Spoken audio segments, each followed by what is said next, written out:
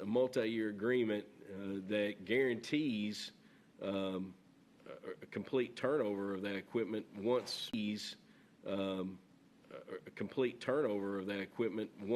within that 10-year time frame is something to strongly suggest or look at. So I'll turn it over to you, Chris. Good morning, Judge, Magistrates. So we have a striker with us today. Andrea Quigley is our rep that we work closely with, and then she has some of her team on the Zoom link. They're here this morning to talk about the ALS 360 project, and basically it's a 10-year lease, and a lot of our big ticket items that we purchase come from Stryker.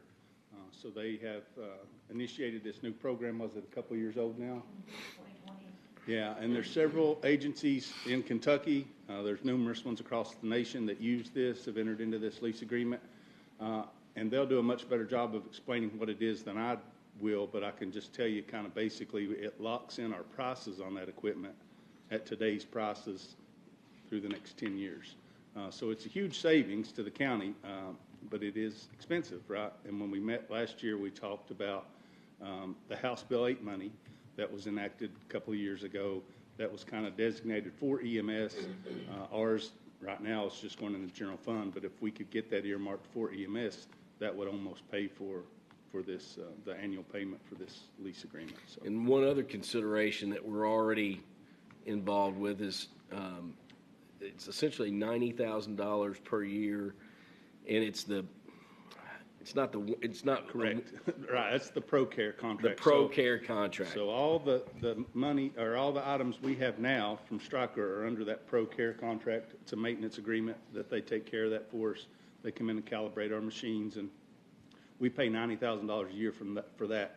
So that would be absorbed into that. So that would come out of our budget. So the number, when we get to the numbers portion, you could subtract $90,000 off that. And this, of course, is interlocal with the city, and the numbers, the cost ultimately would be split between both the fiscal court and the city council. So we will turn it over. I believe, is it Chris that's with us? And who else would like to? Chris, if you want to take it from here, and then introduce anyone else from Stryker that's on the Zoom call, and then we can share your screen and give you that access, and we appreciate you being here.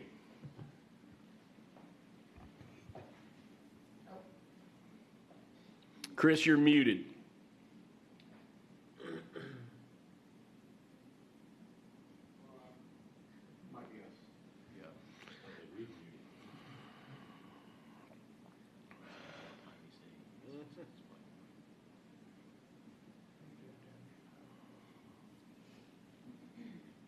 Chris, did you all already do that same presentation for the city? For us?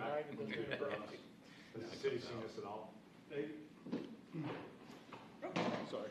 Well, the city saw it when Judge and Michelle came down to our place a couple of weeks ago, and we went through about a 45-minute presentation. So you guys are getting the condensed version of that this morning. But they were there. The city folks were there. But they were there. Sounds like it's mocking. Chris, you want to try for round two? How about now? Can you hear me now? Good. All right, excellent.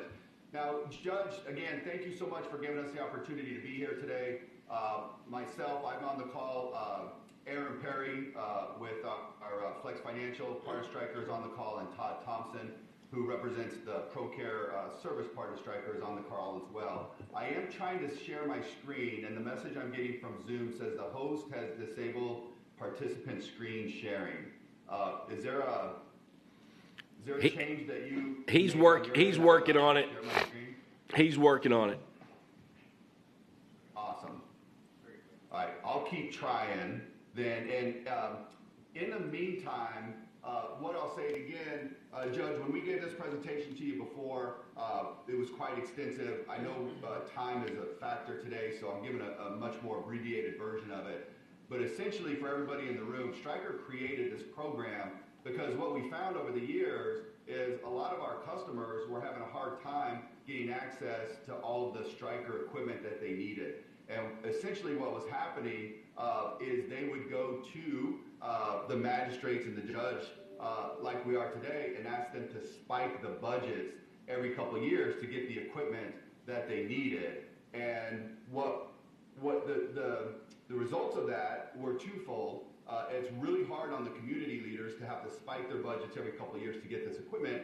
And if they can't, then the result was these EMS practitioners weren't getting the equipment and felt like it was affecting their ability to properly take care of patients, or with the global EMS and paramedic shortage, they felt like not having this equipment was also affecting recruitment and retention within their communities, and they weren't able to properly take care of the communities they serve. So Stryker created this ALS 360 program. Oh, all right, it's letting me share.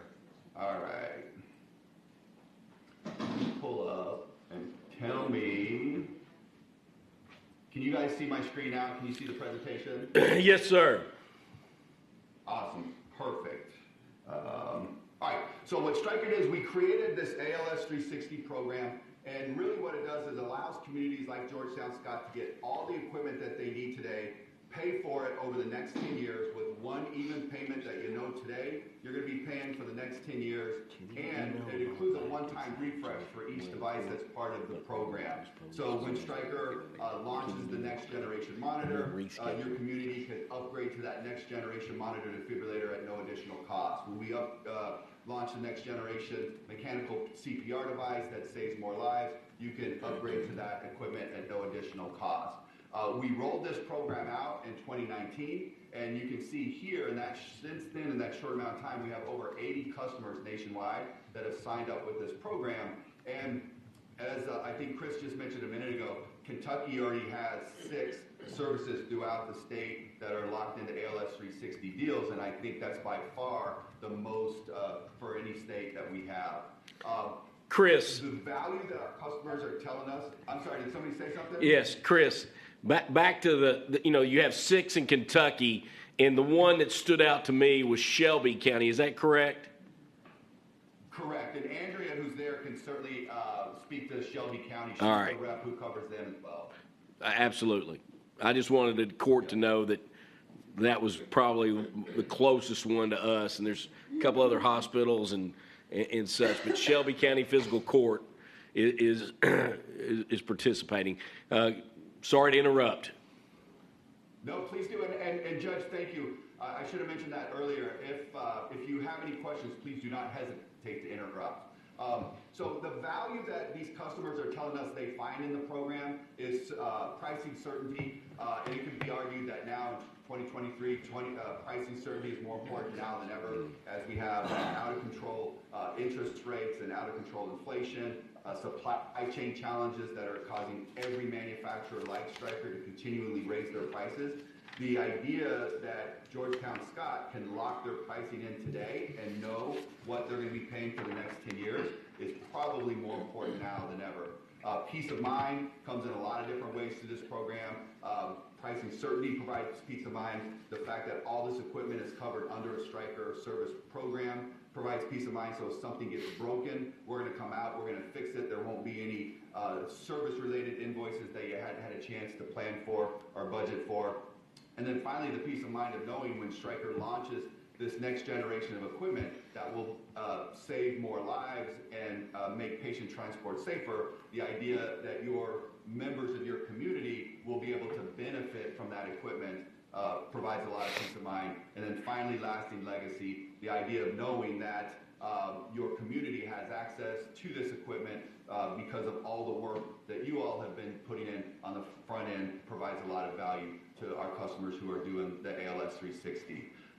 Again, it's a risk-sharing program. The risk on Georgetown Scott is that Stryker is going to be a good partner for the next 10 years. The risk on Stryker's part is we think we know how much it might cost us to build some of this equipment 5 or 6 years from now, but with all the supply chain challenges I've already talked about, we could be really, really, really wrong. And I can tell you for customers who are not locked into this program, we will be having price increases over the next 10 years. But customers who are locked into this program do not get those price increases, and this could be a very unprofitable program for Stryker in years to come, and that's the risk on our end. Again, just to reiterate, you get everything that you need today. You pay for it over the next 10 years, and it includes a one-time refresh on each device at years 3, 4, 5 of the program. So what we have priced out for Georgetown Scott is everything you see here on the list. The 10 power load units, Power Pro, Stair Pros. You can read the list. But really what I want to highlight is we're doubling that equipment over 10 years. So really what we're talking about is 20 power loads and 20 of the power cots and 20 of the LifePak defibrillators and the Lucas mechanical CPR devices. On the right-hand side of the screen is all the data and ProCare that's associated with the program. And this slide shows us the grand total of all that equipment. On the right-hand side of the screen is what we're looking at for ALS 360. We're estimating over 10 years, roughly $4.5 million in capital equipment, $192,000 in data. Service is $1 million, and we're providing a trade-in of your current equipment of $192,000. Freight, we estimate at $67,000 over 10 years for a grand total of $5.6 million, or $561,000 a year over the next 10 years. That middle column is our best attempt to give you an apples-to-apples comparison. What would it potentially cost your community if you waited and bought all of this equipment over the next 10 years? We estimate roughly a $7 million purchase amount. And I have some slides further on that kind of go into more detail about that. This next slide is the one I love the most because it highlights what we're trying to do with this program. The lower left-hand box shows everything that the community gets through this program for the $561,000 a year for a projected savings of $1.4 million. That's the difference. The $1.4 million is the difference between the $7 million and the $5.6 million you see on the screen. But it's that graph that I love because most of our customers are in that situation in the dark bars in the background where they're having to come to community leaders like you all and ask to spike their budgets every couple of years to get this equipment. And that's really hard for them, but it's also really hard for you. The idea of saying, hey, with ALS 360, we can turn those capital spikes into operational spends, smooth them out over 10 years that we can plan for, budget for, and prepare for. That's the real value in this program.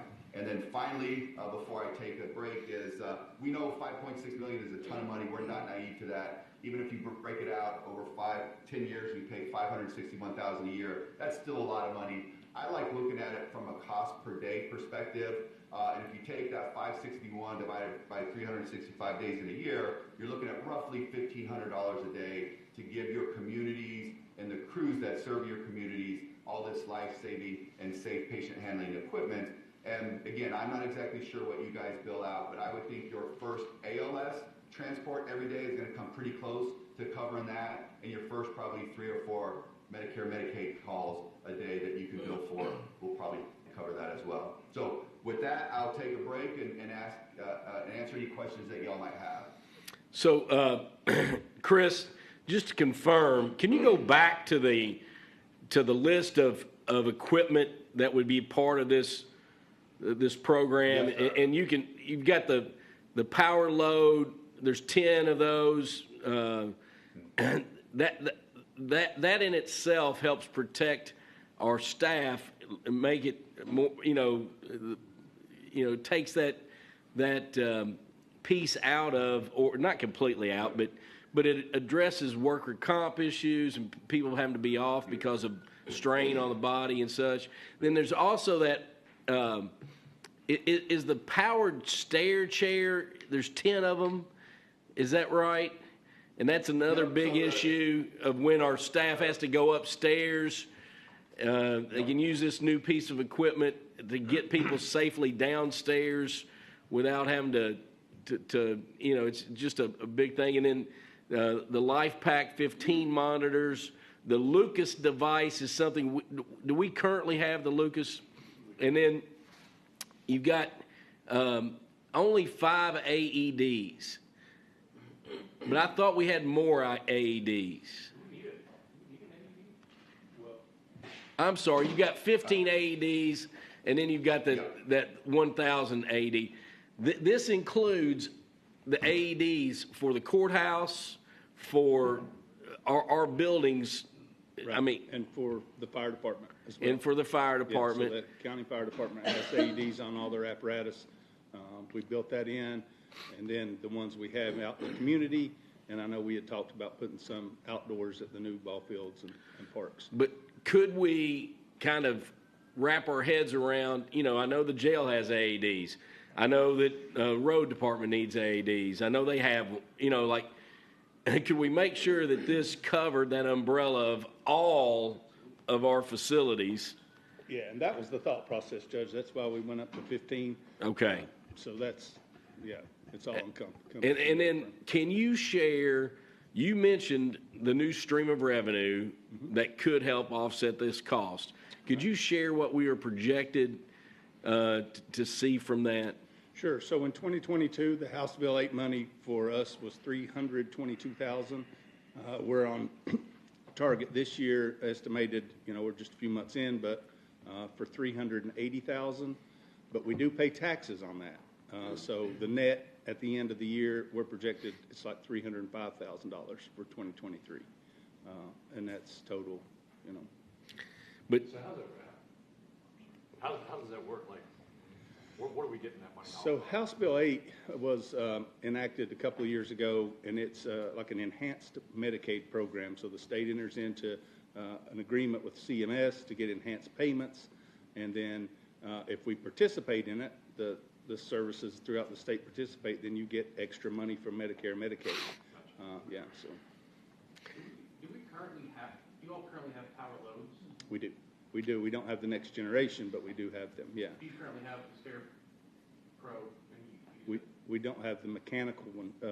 We have the mechanical one. We don't have the, power. yeah, the power one. I don't think it's out yet, right? But, yeah. But there's a version of it out, right? Yeah, we have a stair chair, it's just But the, do you have the oh, powered one? no. They're super heavy. Are they? How much does that thing weigh? It's less than 50 pounds. We just launched it. It's pretty awesome. So actually, I can talk about that a little bit. So this. if you'll come to the podium, thank you. Hi, everyone. I'm Andrea with Stryker. Thanks for having me today. Just to talk about the powered stair chair portion a little bit. So with ALS 360, there's a tech refresh in each product category. So the proposal on the table would be to replace the manual stair chairs with the one with the tracks on the back that the crews currently have. When they do their tech refresh, they would get the powered chair at that point in time. So we're kind of at a weird time right now because we've launched the powered stair chair, but it's not quotable or saleable at this point in time until we go to production, which is going to be in May. So when, we do this as part of a new budget, if we elect to do that, that powered stair chair would be available in the new budget year after July 1. Correct, but I would advise to leave the manual one in there now and upgrade at a later date to keep your cost lower at the time of the agreement of ALS 360. So if we elected to do this, could we write into our agreement that we would get new manual stair chairs, but when the powered ones were available, we'd automatically switch them out? That's how the agreement proposed to you today is designed already All right. to include that. I had a question for Chris. Chris, there's two things that I'm kind of concerned about. First of all, we're going to be all in with Stryker. Mm-hmm. How long have we been with Stryker up to this point? Right. So 2003? I started in 2008. And We've been using Stryker equipment since 2002. 2002. Okay, so there's a longevity and there's a history Yes. of being with them, and you all are happy with their Oh, products yeah. and, Yeah, we and things like that. So Mm-hmm. see, what happens is we have to commit to long term. We're all in with Stryker at this Right. point going forward, and that leads to the question is, we've always asked this question to CAM, is can we legally enter into an agreement that will be past this fiscal court's term in office? I think you can do that. I've looked at that before. And is the city already on board with this, or is this more in a discussion stage? Their initial conversations we had with them a couple weeks ago, they Same were. kind of So we had discussion. a presentation, had the city attorney and Stacy at the table, just out of a courtesy, just trying to make sure that we're hand in hand, and that, because it's a 10-year agreement. We'll have to do it interlocal. So I have a question then. Yeah. So say we're 3 years into the contract and either party is not happy with the other party. Mm-hmm. What's the agreement say for an exit clause? Yeah, there's a termination clause in there. And what is that? Aaron Probably pay Perry the would be a penalty good of person. it. to Aaron, answer could that you question. speak to the termination clause? So I can answer that, Judge. I can answer that. So with any time striker enters into a contract with a municipality like Georgetown Scott, one of the things that has to go into the contract is something that we call a government rider, which basically says that for any reason during the term of that contract, if monies are not appropriated by the community leaders for that contract, then the contract ends at that time. Stryker would come pick the equipment up, and then Georgetown Scott would be able to do whatever you wanted at that point. Again, it puts pressure on Stryker to continue to be a good partner, knowing that if we're not, you have the ability to non-appropriate funds and get out of it at that time. So there's but no- the risk is we would be putting a lot of money into equipment to replace the equipment that they're. We don't own the equipment, we just lease it. Right. Now, as far as, the city currently has multi-year leases with their fleet. So it has That's been true. done. Yeah. I think it's been, I believe we could do it. We'd have to confirm.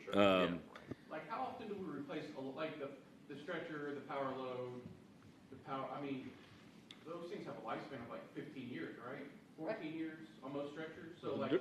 The durable medical equipment is 8 years, the FDA's recommendation to replace. But like Stryker's, like, it's like 14 to 15, right, on a stretcher? No, it's the FDA recommendation for transport equipment, which would be the cot, the power load, and the stair chair is 7 years. The treatment equipment, which would be the Life Pack, the Lucas video laryngoscope, is 7 years. 8 years. Gosh, I get those. Transport is 7 years, treatment is 8 years, is the recommendation from the FDA for replacements. But the way this is set up, and correct me if I'm wrong, it sounds like to me the goal would use, we get all new equipment, and hopefully the maintenance is built into it anyway. But after 5 years, we could just say, this is when we're turning it over, and we're getting all new equipment after 5 years. And then, you have updated, the equipment that's the most, new and has the most new features. You'd have that after 5 years. Yeah, 5 years. And to tag onto that, Judge, too, if they come out with an updated version of a piece of equipment, like the new Life Pack monitor, the new next-gen version of that, we would get that as well. So. Does it include replacements? Let's say there's a stretcher kit for a monitor falls off back to ambulance. Yep, so it's gonna include all the ProCare, which is the service, the service agreement. We pretty much can replace anything and repair anything on site. The one caveat would be if an ambulance accident, if there's a recommendation for replacement, but typically your insurance would cover that in an accident replacement, and then we would be able to roll that equipment into the place of the ALS 360. Ryan, make sure you push your mic button. Chris, so I understand these recommendations, and we get this all the time, and J.D. Power probably recommends I need to get rid of my truck that's 17 years old, but I continue to drive it every day. Right. Even though they probably said you need to get rid of it every 7 years. So that kind of goes into this other question, kind of along the way Dwayne was discussing. Do we have any equipment right now over 8 years that we still use? We don't. We had this issue when I first started, Judge, and we had to replace all those Life Pack monitors. We replace those Life Pack monitors. That's what they carry in, and Right. And but they don't service them anymore after that 8-year period, correct? Is that? We'll service, we're always gonna service You just the can't get equipment. parts and pieces for Correct. that. Yeah, so that's kind of where that is. How old, Corey, our oldest Stryker equipment we have? The oldest is this chair, and I think that is like 7 years old right now, Yeah. so it's right after. Coming So coming right up. We have several of those ready right after replacement. So your general practice is that you're all replacing it We now already? Yeah, and typically, the equipment we use gets bumped and banged, and so you're ready, at the 6-7 year mark, it needs replaced anyway. Those power loads get used, 10, 15 times a You shift. gotta be careful too, I mean, we're talking life safety stuff, we're not talking old trucks. Yeah, well, You know, somebody get distracted, save their life. We're not talking about that old Ford or that but Chevy my ST. point is that sometimes we get these recommendations. I get it too. Yeah, I get it all. and I understand recommendations, but in practicality, sometimes if it's working, I don't know if we necessarily need to get rid of it. So tell me, and we shared, because I asked this on purpose in the meeting, like how many runs we're going to have this year? So we did 9,000 last year, which is up significantly. Last year we set a record. We run 1,200 calls over what we typically run. Last year we were up another 1,400 calls from 21. So let's just say after 4 years, that equipment's been on, just this mass number of runs. It's just the thought process of having a locked-in agreement, Right. knowing what you're getting and knowing that it's going to have maintenance and knowing that, after this 4 or 5 year period, you're going to flip it all and get brand new, updated equipment. And it just, that's why I didn't want to do this just with the budget committee. I wanted the whole court to hear. And we don't have to, of course, we're not making any decision today, but you all have the information, and then we can, go through the budget committee meeting and. With House Bill 8 and then your 90,000, I mean, it looks like what it added, about $170,000 or Yeah, $175,000. that's what we're looking at, yeah. What about, like, I see, we only have 9 trucks, right? 6 run, you have 3 backups, but you have 10 stretchers and power. Yes, so we are, and we spoke to the judge. I think we're going to talk about that in a minute. Well, we might as well rip that Band-Aid off too, since you brought it up. You have 9, 10, so. Thanks, Ron. Yeah, so what, you guys understand the supply chain thing. We ordered an ambulance in July 21 that we still don't have delivery on. July, did you hear him? We ordered an ambulance July of 21. Today is March 23. And we still don't have it. Now, is the chassis sitting? It's in Jefferson, North Carolina. It is there. So we So- have the chassis. It's being built, but we're probably. We all need to go down there and help them build it. Right? What do we think, 6, 8 months? Some transmissions last week. So let's get an update on the 2 transmissions, JR. I mean, are they working on them, JR? Yes, talked to them yesterday, and just telling Chris and Corey earlier. Talked to the service manager yesterday. It is supposed to arrive today, one of the transmissions. The other one's in shipment too. But they said they would immediately, the old transmission's out, they would immediately jump on it. And if it shows up this morning like planned, they'll have it out tomorrow afternoon. Now, Michelle and Chris, thank you, JR. Yes. We have not paid for that ambulance, to my knowledge. I don't think we have. It's still sitting there. Now, let's do this. Is there any other questions for Chris or the Stryker team? We can let them go, and then we can talk about this ambulance issue too. The only question I have on this, Judge, is if there's any way Stamping Ground Volunteer Fire Department has some of this equipment too, could we get them in on this? Because it seems like it's a little bit of savings. Anything to help out Stamping Ground, Yeah. I appreciate it. And there was one along those lines. You all have a power stretcher, right, Mark? No. We have one, but we're not currently using it because of the weight of it and everything. It's a whole lot for just. So you don't need a power stretcher for the coroner's agency. Not at this point. All right, but along those lines, I don't know what Stamping Ground Fire Department. I think of more of the AEDs and such as. We can certainly. And there's probably enough in there now. There's 20 total, right? 5 and 15. Yeah. But if not, it's an AED is one of the cheaper things on that list. We could add a couple for them, but I'll talk to their. But the chief good thing about that too is that EMS and Stryker will make sure those are working on y'all look at it every 6 months or something and it go from there. Yeah. Good question. Any other questions? And then we can, let our Stryker colleagues turn loose. The one thing I was gonna tell you, I saw you taking some pictures of the screen. I can send this slide deck, to the judge, and he can.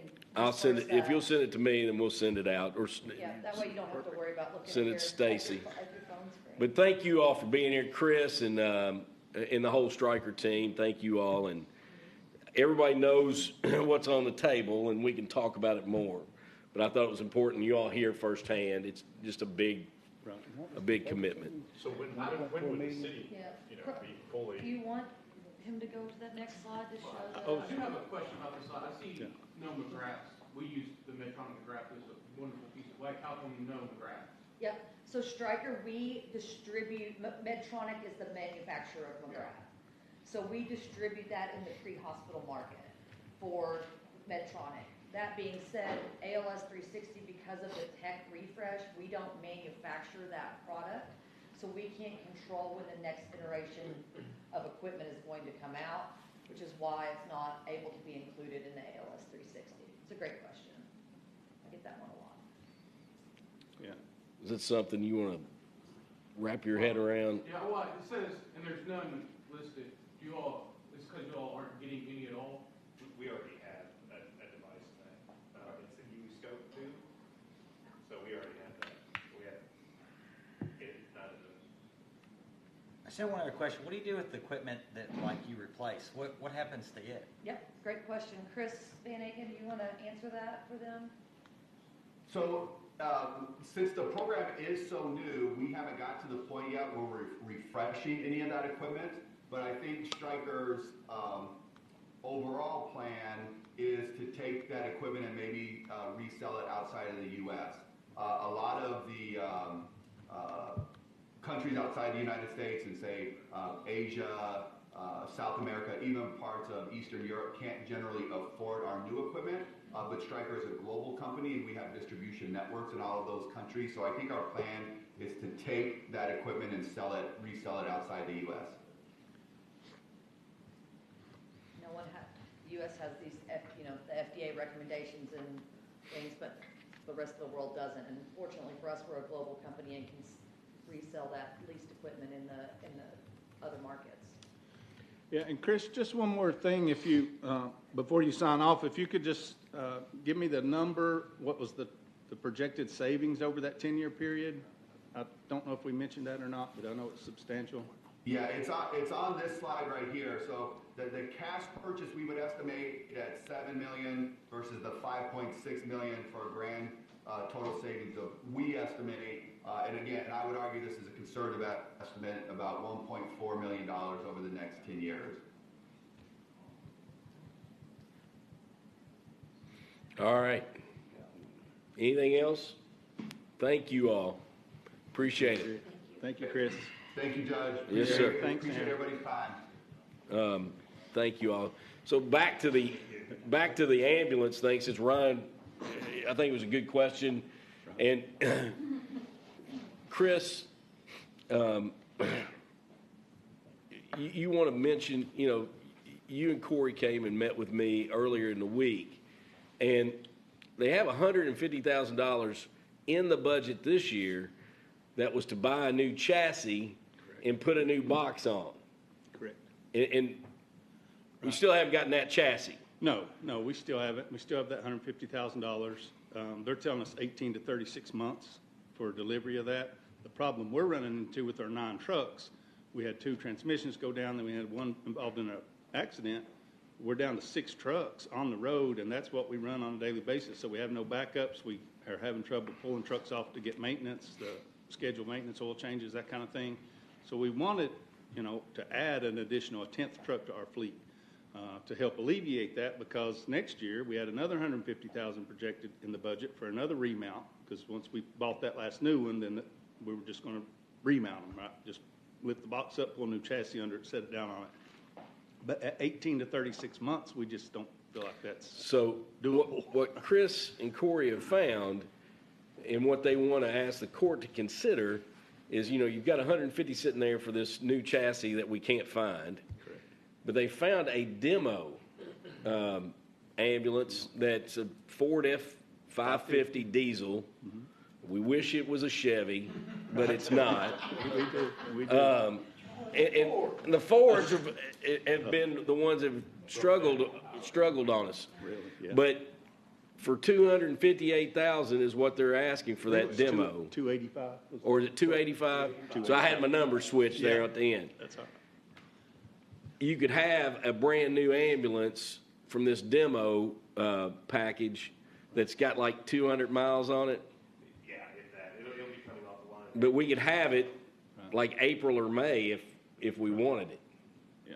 And it's not my decision, it's our decision, and then we need to, you know, we need, well, that one's gonna be repaired. The one that was in the wreck with UPS.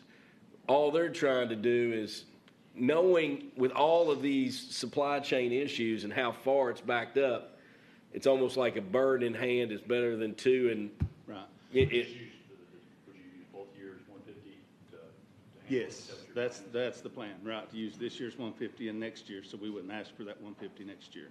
And it is a demo, but it was slotted to be a demo for them to take to shows. It hasn't actually even come off the line yet, so it won't have been to any. It'll be brand new. so it's not even came off the line. Right. It will come off in April, and they think we can get delivery of it late April or May. Well, 285 turnkey, like, Well, like that wrapped doesn't- and ready to go, or do we have to buy? No, we'll have to send it to L&W to get it wrapped like ours. we'll have to put the power load in it. But that's part of this 360. That's why you saw the 10s instead of 9s. So all that equipment will be paid for. That wouldn't be a capital expense that we'd be coming up and say, we got a new truck and we need all this really expensive equipment to put in it. So that would give you 10 ambulances, and that, you gave me a list of the inventory we have, and like, Right, we got one pushing 170,000 miles, another one pushing 140, and which is just a lot of downtime on our trucks, and without backups, it really puts us in a precarious situation. So and that's the big thing of having the backups that you know, because they're running 6 all the time, 24/7. So we're not going to answer this question today. You all know we can, but you all need to know, what was it, Corey? I think by the end of this month, we can Yeah. So the budget committee will get together and such, and then we'll, you know, send an email out and kind of show everybody your all's fleet, and then they can see the whole picture. Okay. And then we can go from there. Okay. Is that fair? Well, what's the record on maintenance for these Fords? Well, I mean, go to the expert there, the guy sitting there in the gray shirt or What gray was the jacket. question? I'm sorry. well, I thought you hung on my every word. I guess, Jay. I was trying. The question is, what's the maintenance history like been with dealing with these Fords on Ford ambulances and the chassis? They break down quite often. Turbo hoses, turbos, radiators, different things, water pumps. We replaced an engine this year as well. Yeah, engines, yeah, 3 or 4 transmissions. And transmissions. Chad, to address that, so we wanted to move to a Chevy fleet. Yeah, I know. That's So what we ordered, this new one we're coming is a Chevy. Yeah. But the problem now, what they're telling us is that Chevy's trying to push their EV game, so they're making very limited diesel chassis. So you can't find nobody. No. Corey's talked to how many dealers, 5, 6 dealers? Nobody can get a Chevy chassis. So where it's either gonna be Dodge or Ford. Supply chains on everything, parts, anything. We're having trouble getting rotors for the new Tahoes and brake pads, something simple as that. They're just And not out I there. mentioned to JR, I mentioned to Chris and Corey, you know, we've got International right out here off Triport. Yes. But if you go to that bigger chassis, it's like another $100,000. Yeah, it's a bigger. I mean, it's just, ugh. And the availability ain't much better either. I've had 2 dump trucks ordered for over a year now. Yeah. And probably another 6, 8 months. So like, I think it's new ambulance, great idea, but if you're taking $150,000 out of the budget for the new chassis, what are you gonna do as these trucks get older? Like you're 170, right? So now we're not addressing that issue. Sure, right. So the thought process, Ryan, is that by the time we get to the 24-25 budget cycle, that the supply chain issues have calmed down and we can get back into the remount program and start budgeting that 150, which I say 150, they already told us it was gonna be 165. It's up $15,000 from what they quoted us. But that's the plan, right? It's not just to ignore that, because this is going to be an ongoing To hopefully thing. go back to the remount. Right, and we've looked at even trying to get into the lease game with ambulances, just so we don't have this, but you're talking, $6,000 a month for an ambulance, and we running 10 of them. So I'll send out that spreadsheet that shows you all the inventory and the miles and what your all's recommendation and request is. So that Band-Aid's been pulled off. We'll let EMS go and appreciate it. Okay, and I just mentioned this too, because we need to talk about this soon. I know Chad had mentioned it last year in the Budget Committee meeting. Our billing company has recommended that we raise our ambulance fee schedule. So I've got those numbers. I can email them to you all, and you can look at them, and maybe we can put that on the agenda for next court session to see if we want to do that. Sounds good. Thank you. All right, thank you all. Next item, we've got plenty of things to go to. Jello Broils, you're in the front row, and I know you've got people to cover and places to be. If you want to share, I will share some information related to meetings that I've had with ARC, Addiction Recovery Centers, and also Isaiah House. And then I had a meeting planned at noon today with our circuit judge, Katie Gabhart, our district judge, who is Miss Hayes, Judge Hayes. They both run drug courts in their courts. And then Cam was coming, Karen Butcher, who's a local recovery advocate that's also on the state board for this opioid settlement monies. But because of some dockets going over and some conflicts, we're going to have to reschedule that. But the purpose of that meeting was to talk about a possible grant application, what we've talked about, a diversion program that low-level offenders are offered the opportunity to go to this diversion program in lieu of incarceration. And it's, ARC runs a 6-month residential program.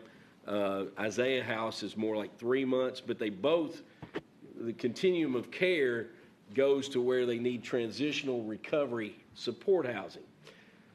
The idea that I will share with you after Jello Broils talks about contracts that he's been looking at and talking with colleagues about is that we would apply for a grant through this opioid settlement state funds, $842 million fund that they have, and we would apply for funds to construct this recovery housing that we would lease to a provider, and that provider would provide, the oversight, supervision, drug testing, counseling, and in job assistance as well. So I'll stop talking and let Jello Broils share. He's been working on talking with colleagues, jailers, about the potential of a contract to house inmates. So, Jeller.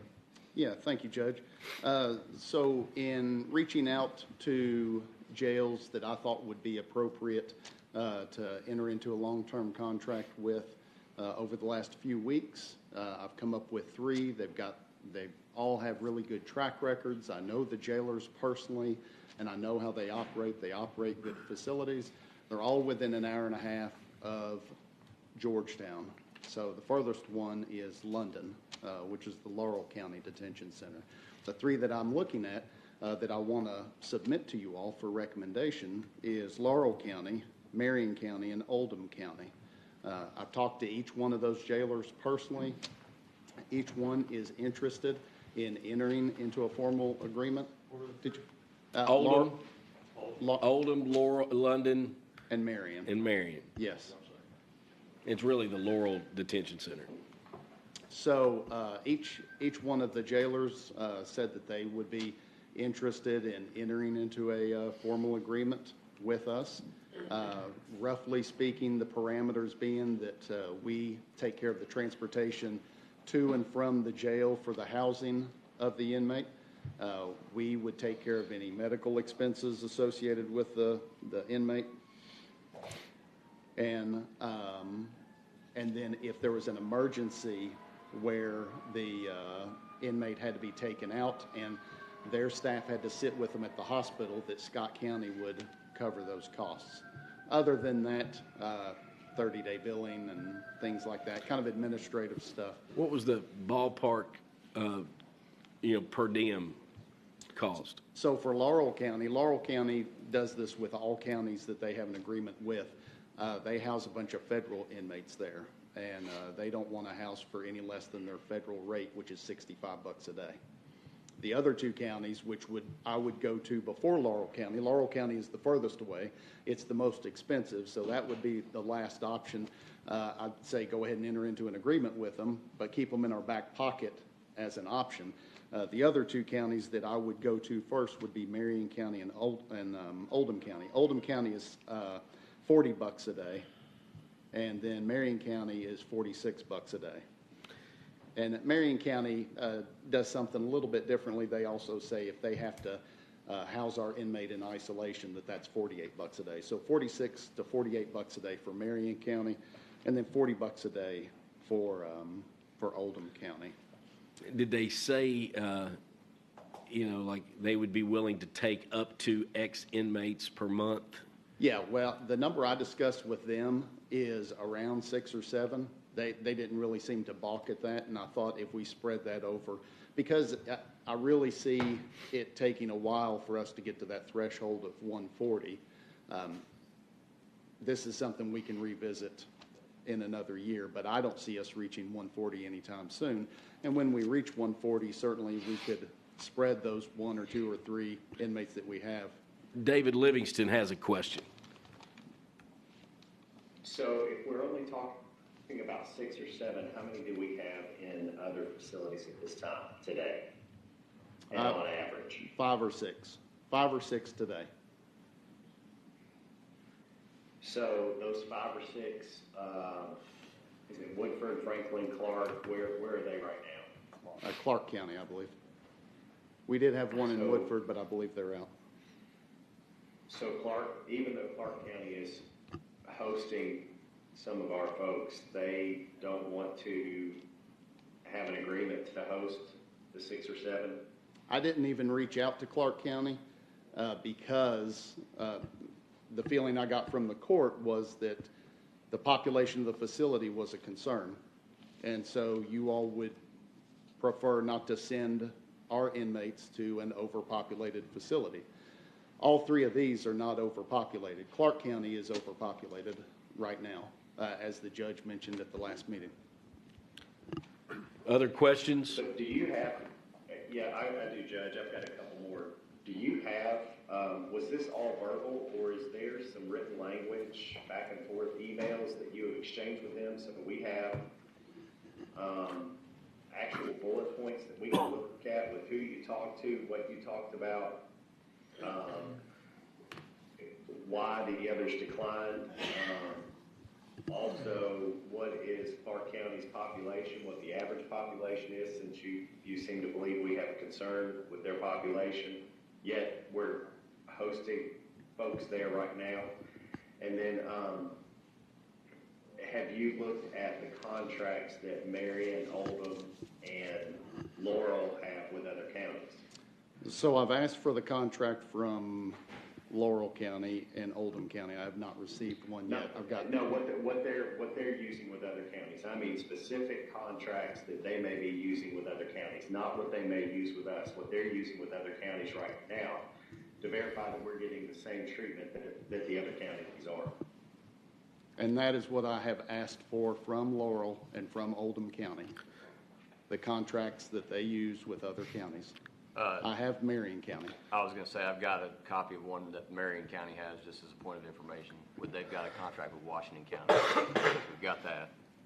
So, and again, I don't have concerns housing in Clark County, but it seemed to be concerns of the judge. And it was a concern of mine, like if we were going to have a formal contract, having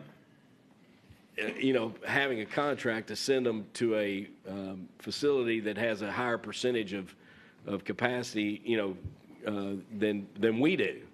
That was a concern, and I think it's a fair concern. So, having these three options, do you think they would put on paper as much as 10, maybe? Yeah, I do. Uh-huh. So, any other questions? Ryan Pratt? Yeah, I got a question. So, I'm kind of like, so we wouldn't use these until we got to 140. Correct. But we're not at 140 now, and we have 6 out right now. So, I don't know, like, so what would we do with these 6? Are you saying these 6 would come back because we're not at 140, or they would go this other? Yeah, my understanding from the court was that this was if we entered into the realm of being severely overcrowded at the Scott County Detention Center, we have a plan B to go to house above 140. Well, I guess but we're not at 140 now, but we have these 6 that are, I'm Correct. And that, and Jailer Broyles has discussed in the past, and Jailer, if you want to talk about it, these are like you call them keep-aways. Correct. Oh, okay. Yeah, there's a multitude of reasons why we can't maybe best house somebody here in Scott County, and we have to keep them away from other inmates. They're charged in a syndicate where we have to keep them away from others charged with the same exact crime, the same event. And so we have only a limited number of cells down here, and so sometimes we have to house them in other facilities because of that. Or occasionally, we're still a rural community. Occasionally we have family members, extended or close family members of the staff down here that get arrested. And so we try not to house those individuals in our facility. Would you keep these keep-aways at Clark County, or would you move them to one of these 3? Yeah, I would keep them at Clark County, yeah. Kelly Corman has a question. Well, I got doing the math, and I think it looks like a pretty good deal. Hypothetically speaking, if you took 115 inmates at $45 a day times 365 days, that's $1.8 million. We can almost house our whole jail. Mm-hmm. So that seems like a real reasonable price. I think it is. The going rate, I think, is about 50. It is about $45, $50. Yeah, we've talked, and at 65 on that federal side is the high side. Right. 40 is a bargain, really. Right, and I understand. Can they take more? I understand it from Laurel County's point of view. If they can fill their beds with federal inmates for $65 a day, why would they house another county's inmates for less than that? What other questions does anyone have? And Rick Hostetler. So, back to the Clark County situation, I think, we see that in the bills.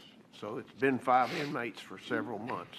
That's in the bills that we all see every month when Karen puts them out before our meetings. So it sounds like, though, it would still maybe be beneficial to have that contract conversation with Clark County, just to have the paperwork. I think I see where David's going, trying to make sure we got it written down. I mean, and it's still our choice, right? That's just the 4th place. Right. So maybe it's, I understand why you, unfortunately, I wasn't able to be here at our last discussion of all this, and I hate that, but, because I've got some questions I want to ask, but I think, I understand why you didn't pursue Clark County, what you just said, because you felt the court didn't really want you to, or that's what your feeling was, but it sounds like we ought to go ahead and, in my mind, because I kind of agree with David about getting something on paper, a contract with them. I mean, we're using them, and we can always make a decision down the road to move to somewhere else or pull back or do whatever, right? I mean, well, so. the big picture is this. We've been approached by Grant County. Right. And, that regional proposal still on the table. And the conversation was, if we had contracts with other agencies that would guarantee taking X inmates once we hit a threshold of 135, 140, whatever it is, then that gives us that hard agreement, written agreement that we have a place to safely and securely put inmates at another facility as compared to doing a regional agreement. Now, while we're talking about this, and David, I would call on you to help me because you've been involved in a lot of discussions. House Bill 507. House Bill 507 is moving forward, and it sounds like from conversations I've had with leadership at the Judges Association, Philip Pratt, Damon Thayer, it has potential to pass. What House Bill 507 does, it says for the next 2 years, I think is what they're going to change the language to, that it prohibits any construction or renovation of any detention center that would have to be bonded, or if you have to borrow money to do it. And what they've not shared completely, but what has been shared is in these committee conversations with our folks, is that this is the first step of a conversation, a broad conversation about corrections in Kentucky and oversight of corrections in Kentucky. Jailer Broyles, you probably know some on this, and David does as well, so I'll stop talking and let either David or you talk first. Well, and I can say about the House bill, all I've heard is basically what you have stated. So, what's their Judge, I was just going to say real quick. I was there on Wednesday for the committee meeting, and we had the Magistrates Association had submitted some language for a committee sub. So it did take it from 5 years to 2 years, like you indicated, but we also inserted language in there that you can't bond for new construction or expansion, but you can bond for health, safety, and well-being. And so like if an HVAC goes down and it's $2 million or $1.5 million to replace it, and a county needs to bond to replace it, and they're allowed to do that. So that was the only thing that changed in that committee sub, was allowing for repairs for the health, safety, and well-being of the inmates and staff. So what's been shared with me is, and the big picture is, House Bill 507 gets passed. It's a moratorium on building and renovation. Then the next step is conversations about, corrections in Kentucky and the state, oversight.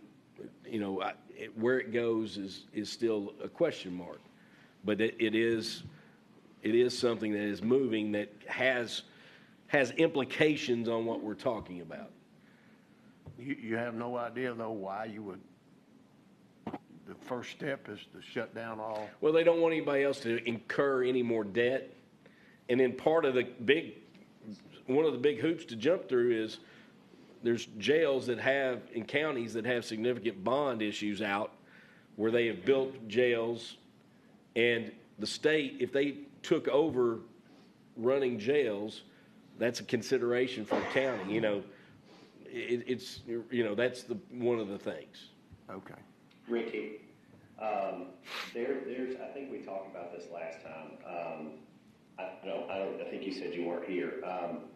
There is a lawsuit by several counties, and I don't know if the Jailers Association is named in the lawsuit as a claimant or not, but there are several counties that are involved, and they're essentially suing the state, saying that they are not living up to their constitutional duty in what they are providing to the local governments for housing state inmates, pre-adjudication.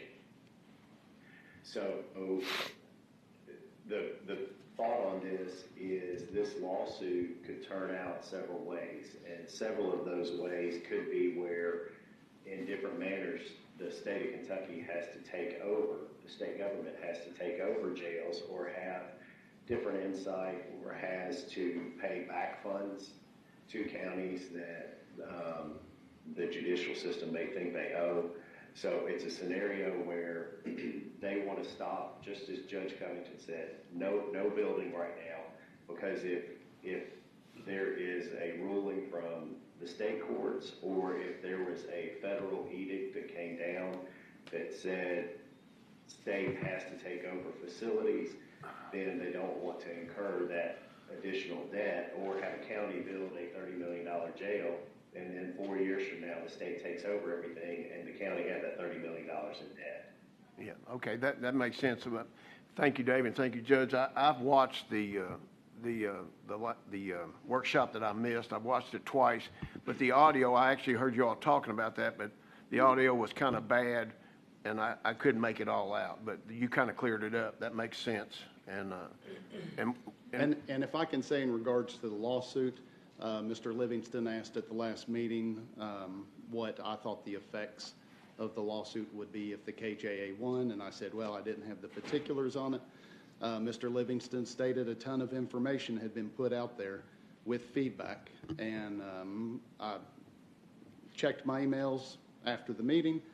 No emails had been sent out up to that point to the general membership regarding that issue from the KJA. We did receive an email about 4 or 5 days later after the workshop. I think the workshop was on the 3rd, and I received the email on the 9th.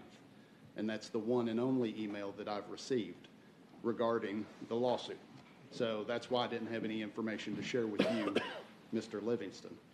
I did ask our executive director if she could provide me a little bit of insight as far as what she felt like the implications were, and this was for my fiscal court and for Mr. Livingston. And she recommended that I provide you all the name of the KJA attorney, and you all contact him. So. I want to just say, I agree with Rick about getting a contract in place with Clark County. I think that's important. As well as the other three. Oh, yeah. Yeah, so. Yeah. And I, like I said at the last meeting, I'm okay with a formalized contract. I'm okay with a verbal contract. And I'm certainly not the only jailer in the state that does verbal contracts. It's a great amount of flexibility. If something happens at one jail, you can kind of pivot and move to another one. So all of the jails that I mentioned here, they do verbal agreements with other jailers as well. So it's not anything unusual for us to have these verbal agreements amongst ourselves. But I'm certainly okay with a more formalized agreement, a written contract. That's okay too. Yeah, well, I don't want to get in situations like, if an inmate hits our inmate and they have to go, are we the ones paying for them if their jailer's sitting there, with them, and, so we can make sure all that stuff's cleared up. So, Cam, I mean, is it the next step, seeing if Cam can navigate, I guess, with those county attorneys and jailers to get a formal... To draft something up for you to review. Right. Yeah. And if we had 3, I would like to ask to throw out the number of 10. Mm-hmm. If put on paper 10, if you had 3 contracts with 10 on it, and then you had another contract with Clark County for 6, or whatever you want to, and I understand. I do agree that we need to have a contract. Yeah, I could do that, and if they can give us the current contracts that they have, mm-hmm. I know you've requested those. You can use that as a jumping off point. Like I said, I have the one that Marion County has, so I can go from there and apply that to all of them. But I'm sure that they all have their own. You said they had different price requests and stuff, so if they could get those to me, and I'll go from there. Yep. Is this budgeted, like this extra money that we're paying Clark right now? Is it already in the budget, or is this general fund money? It is budgeted, yes. Yeah. I mean, go ahead. Well, I'll wait to the end. We're still on contractual discussions, but. I don't have any other, if we have drafts to present to the court for review, Cam says it's good, then that would be, in my mind, the next step to have on paper, if anybody has any other comments about that. My only comment is it's kind of sad knowing Grant County has all those open beds, and yet we can't contract this same thing with them because it's so much closer. And I wish you and I both agree. I have formally requested, and they have formally declined. Keep hammering them is all I. Well, I can go back to them one more time if that's your pleasure, and I don't mind to. I just the time on the road is what's. Now the other piece. Would you like to comment about the Grant County situation? No, I know we had discussed you approaching them to ask them if they'd be interested in entering into the contract. Last meeting you said you had, and they declined, and right, and It wouldn't be my first choice, but I do understand the time on the road, the proximity. I get that also. So, would jail staff, be shuttling those back and forth between Oldham, London? Would jail staff do that? So for court, it would be the sheriff's office. For the housing, for like the initial housing, we take them there. If we had to pick them up from there and change their housing, then it would be jail staff. And one other piece of consideration, JR and Sheriff Hampton and leadership, Josh Hudnall and Jeremy Nettles, we've all talked about the need for a van that's retrofitted by L&W that, if they're having to go get them for court, if y'all are having to go get them, we need equipment to safely and securely move them back and forth, and we've talked about that, and JR's even made a call or two about a van that's fitted accurately, and, would that be a possible budget request from the jail and you for this upcoming budget? Is that something that's on your mind? No, we've already got a van that's set up for that, actually. Okay. But, I mean, if we ended up being on the road a whole lot more, which, again, I don't really anticipate, then we would have to look at it, but I think we're fine for right now. And that's fine. Like, if the sheriff has to go get it, can they drive the van? Yes.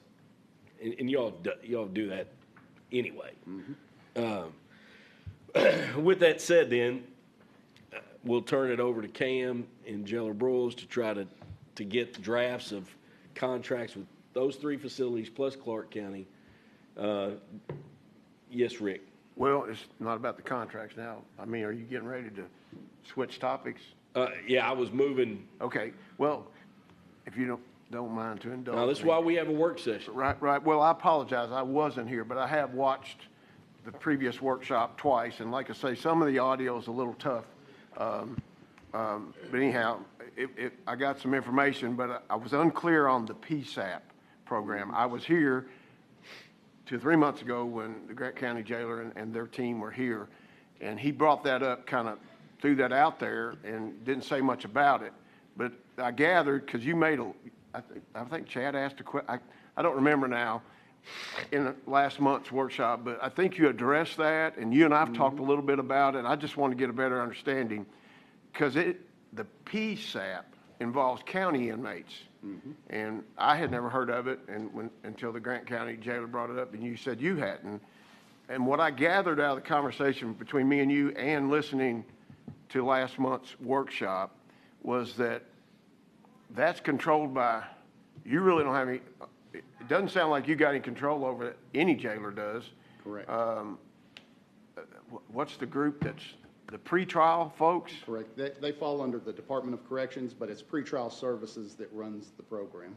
And I think you brought up in the meeting, and I've asked you about it, that those folks have never, that are serving Scott County pretrial folks, they've never really done it. Is that correct? Correct. Yeah, the program is just sporadic around the state. It's not a widely used program.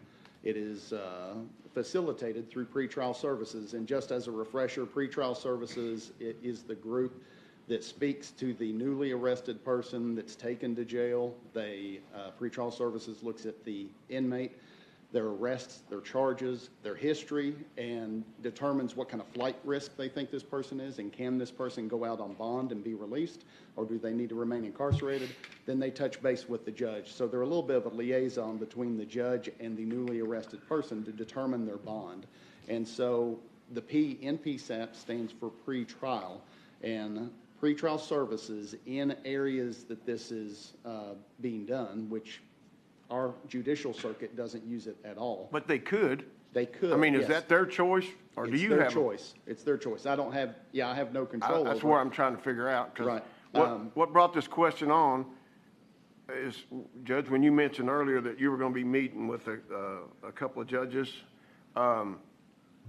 would they have influence on that? I mean, we're looking for ways to keep. Well, the county attorney is involved in that. Okay, well, and that's what I'm trying to find out. Who? The meeting, I guess. Yeah, and that we were going to discuss. Because they're the ones that are going to be. It's their discretion. Right. Now, working with the pretrial folks. as county attorney, you can make recommendations, can't you? Yeah. I'm not real familiar with the PSAP program either. I mean, while you're talking about it, I'm sitting here kind of reading about it. online. Yeah, I mean, Well, our goal's goal's always been, I think it's always been two-pronged since I've been on the court. I think as a society, we realized many years ago that we can't incarcerate these people out of their addiction problems.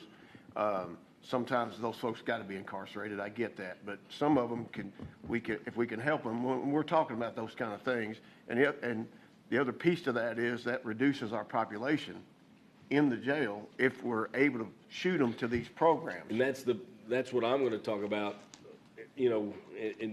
about that diversion program. Now, some charges don't qualify for diversion, right? yeah, I mean, I think it would depend, like, you're probably not going to do a diversion on a robbery charge or something, or maybe a high-level trafficking charge. You're probably going to. But somebody that's been caught shoplifting and they were, high in. Case by case. It's case by case. But that was the conversation we're going to have with the judges before we go do this grant application. I want everybody to be at the table to know what we're doing. And, in those individuals that would qualify, instead of them going to jail, they would be going to this treatment program. I think that's what we're all looking for. That would be like as a disposition on their cases. PSAP is like when they come into jail, they immediately get evaluated, and then in theory, if they qualify, I guess instead of jail, they go to. Correct. They're incarcerated for a short period of time. The pretrial services comes to you, comes to the judge, comes to the defense, says, hey, this person qualifies. And qualifying is a little bit of a narrow window. It's not any county inmate that has addiction issues that would qualify. Certain charges have to be met or their history. And so it's a little bit of a narrow window. And then there are some things that disqualify them as far as mental health issues, sexual charges, history, or if they have a felony in the last 10 years, that disqualifies them from this PSAP program. So it's a little But bit. all that works out through pretrial. All that's worked out through pretrial, yes. Along those same lines, as we speak, Isaiah House has people in court now. You are, from what I understand from Brian Privet in your email back, that you're going to meet with Brian Privet soon. Yes. And the process of Isaiah House coming into the jail to do assessments to see if any of these people could be recommended for treatment through Isaiah House. And it would be a conversation between you, the county attorney, and the judges, public defender, but same type of thing that we've kind of got in motion already with Isaiah House. Yeah, I think that's good. Yeah, but they've got to get into they've got to meet with jailer broils. They need to get into they set a protocol to come in and do assessments, and that's up to the jailer. And so this conversation and especially what we're doing right now has brought something to my mind, the home incarceration, because that's another program we started 2-3 years ago. County-funded home incarceration, yes. So I'm wondering, because that was, my understanding was that was, the big deal was to try to keep people out of a jail cell, but still go through the process, they got the ankle bracelet, I guess, and they still tracked and all that kind of thing. So how's that going? I mean, are we still doing that, or? I don't think yes.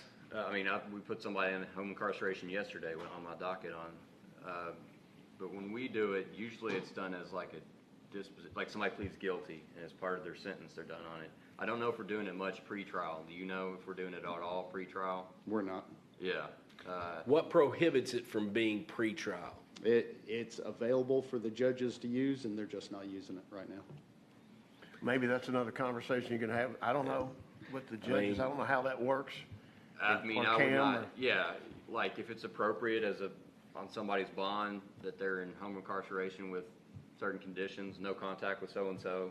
Yeah, is that a conversation that you can have with our judicial? Yeah, I'm sure, and I don't have a reason to believe they would be opposed to that, and it's even something. If you want to talk about that. But the difference is that before, if they didn't have the money, then they had to stay. But the county is agreed to right. That's not a barrier. Right. I'm just wondering how that's going. Well, our whole purpose was to, again, reduce the population, if we could, with They meet all they don't meet our guidelines, they meet Cam and the judges, and that keeps somebody out of jail, maybe several somebodies in any given time period, right? So that's what brought it to my mind. I knew we had established that, and I kind of let that drift off out into the back of the. I would like to ask, yeah, in regards to that home incarceration program that's already set up, the court had entered into an agreement with Capital Court Capital Authority? Court Authority. Yeah, and I would like for the court to reevaluate who we're using for that, because I'd like for us to have the capability to be able in real time to track the individual. And that is available out there at minimal cost. Capital Court Authority could not accommodate that request from me. And so I'm wondering, can the court, or would the court be willing to reevaluate vendors? So you're saying, and I don't even know, is that, sorry to interrupt you, is that agreement with Capital Court Authority, is that still? Okay, so it just goes on for perpetuity? I mean, I have to go back and review it, but we're still using Capital Court Authority. I need to go back and but you know, before I did that, I'd like to have Capital Court Authority in for a workshop to address, you know, if you have concerns. Nobody's brought any concerns to me that they're not performing in the manner that they should. You're saying that you would have the ability to monitor individuals on home incarceration in real time. From what I remember, a gentleman said that he could provide it for the jail. Yeah, and it's never been provided. So yeah, I'd be happy to get him in here, and we can navigate that and have that conversation. That'd be great. Is there any other conversations or questions about? I'm sorry, Kelly. One question, it's off topic, just a popular question. It's like the litter abatement. Are you all doing the trash pickup yet? Next week. Next week is when we're supposed to be back rolling with it. We're going to hold off on working with the various entities that we have. I mean, we have established relationships with multiple county and city entities to provide inmate labor to them. We're going to hold off on entering into those agreements, although that's coming soon too. But we know the litter out on the roadways specifically. I know Chad has brought that up. That was the question I was going to ask. Well, Kelly, you all beat me to the punch. So I wanted to kind of reintroduce the program back to the county with litter pickup. And so that's what we're going to focus. You start doing that, you don't have to worry about those other groups. Right. They'll be happy about that part. And you want us to send all the requests that we get, they come straight to you, or do we send them to JR? If you could email them to me, and then I'll respond back to you that, hey, I've received it, it's on the list, and if you want a date when it's done, I can get back to you when it's completed. As long as it's on your radar, that's the main thing. It's generally how we've always done it. So the big thing is, we owe our colleagues from Grant County, you know, an answer, essentially. And, you know, I'm going to ask Cam and the jailer to see if they can get, you know, drafts of these contracts. And I don't know what a reasonable time frame is, but if you know, looking at what is the pleasure of the court, you know, if you have contracts with 3 facilities, and you know, what is the pleasure of the court? Is that something you want to continue to discuss with Grant County, or does these contracts and our current numbers and such, you know, does that take care of concerns regarding a regional facility agreement? Our population, just for the record, the population today is 101 at Scott County Detention Center. I think Grant County deals on it. Me too. Trying to move forward with these other 3 or 4 ideas. So if you have contracts, that alleviates your concern. Your treatment facility stuff, I think those efforts. David Livingston? I don't know if it's the mics on that end, but I can't hear Ryan or Dwayne. Okay. Hear me now, David? Can you hear? Your mic must not be working. All right, we'll have to get that. What Dwayne shared Let me was. back up. Yes, I can hear you, but not well. All right. So the gist was Dwayne, you want to repeat that? Dwayne, go ahead I and don't remember speak what it into said. Kelly. No, like, as of right now, I would vote against the regional concept.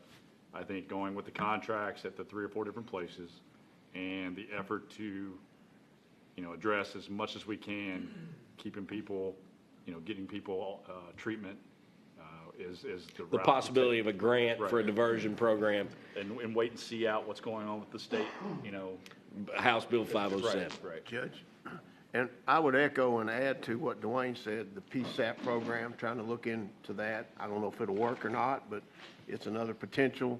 And then also, it sounds like maybe we need to revisit the home incarceration if there's some glitches there. I don't know, but all of those are avenues that have the potential to bring our population. Or any other enhancements we can. That we do can at think of. At the jail level to rehabilitate. How do we see daily jail numbers? How'd you know it was 101? Like, how do Scott County Detention Center, scdc.com, I think. Is it on the main webpage? I can't remember. Just type in Scott County Detention Center. Scott County you'll find Detention it. Center, their webpage comes up. You can go down for a Inmates. daily, a daily look at it. I think it's still under a .com. I think it's Scott County Detention Center, KY.com, maybe. And then, It's .com. Okay. so that gives you an idea of, that's, no one's made a motion, and it's really not been brought to that point of, on the regional facility question, and that's kind of at our last workshop where I said, what is the pleasure of the court? It sounds like to me, if we have these agreements, that will house and that we are looking at this grant opportunity, then that answers some concerns. But if you don't have these, and we got back up to 140, then I'm still, but having concrete agreements that once you got past 140, that you have this buffer of 30 inmates addresses those concerns. Is there still concerns for me that the programming, and you're going to come back at the April meeting and give an update on programming and at the April workshop, and Jailer Broyles is going to come quarterly and give an update on population, staffing, and programming. Judge, I will say this. I do think, from looking at Judge Dill's standpoint, I wish that we could have established a contract to send inmates up there with Grant County, just kind of see how it would work. And Well, it's kind of easing in, So- to the water. So I've heard from 2 magistrates. I'll go back to Judge Dills one more time about a contract. That would be my preference. But I will say this, I understand from a staffing standpoint why it's difficult for the jail to commit to staffing and that type of thing when they're not committed to a regional concept, and so I understand that as well. So we'll do that, hopefully by our next, maybe by our, when's our next meeting? Tomorrow, or next Friday? I don't know if it's reasonable to think we'll have these contracts by next Friday. Probably not reasonable, but maybe by the Thursday meeting, the Thursday night, if we have these in hand, it sounds like to me that answers our concerns. So, I'll follow up with you on that and then time is kind of running on us.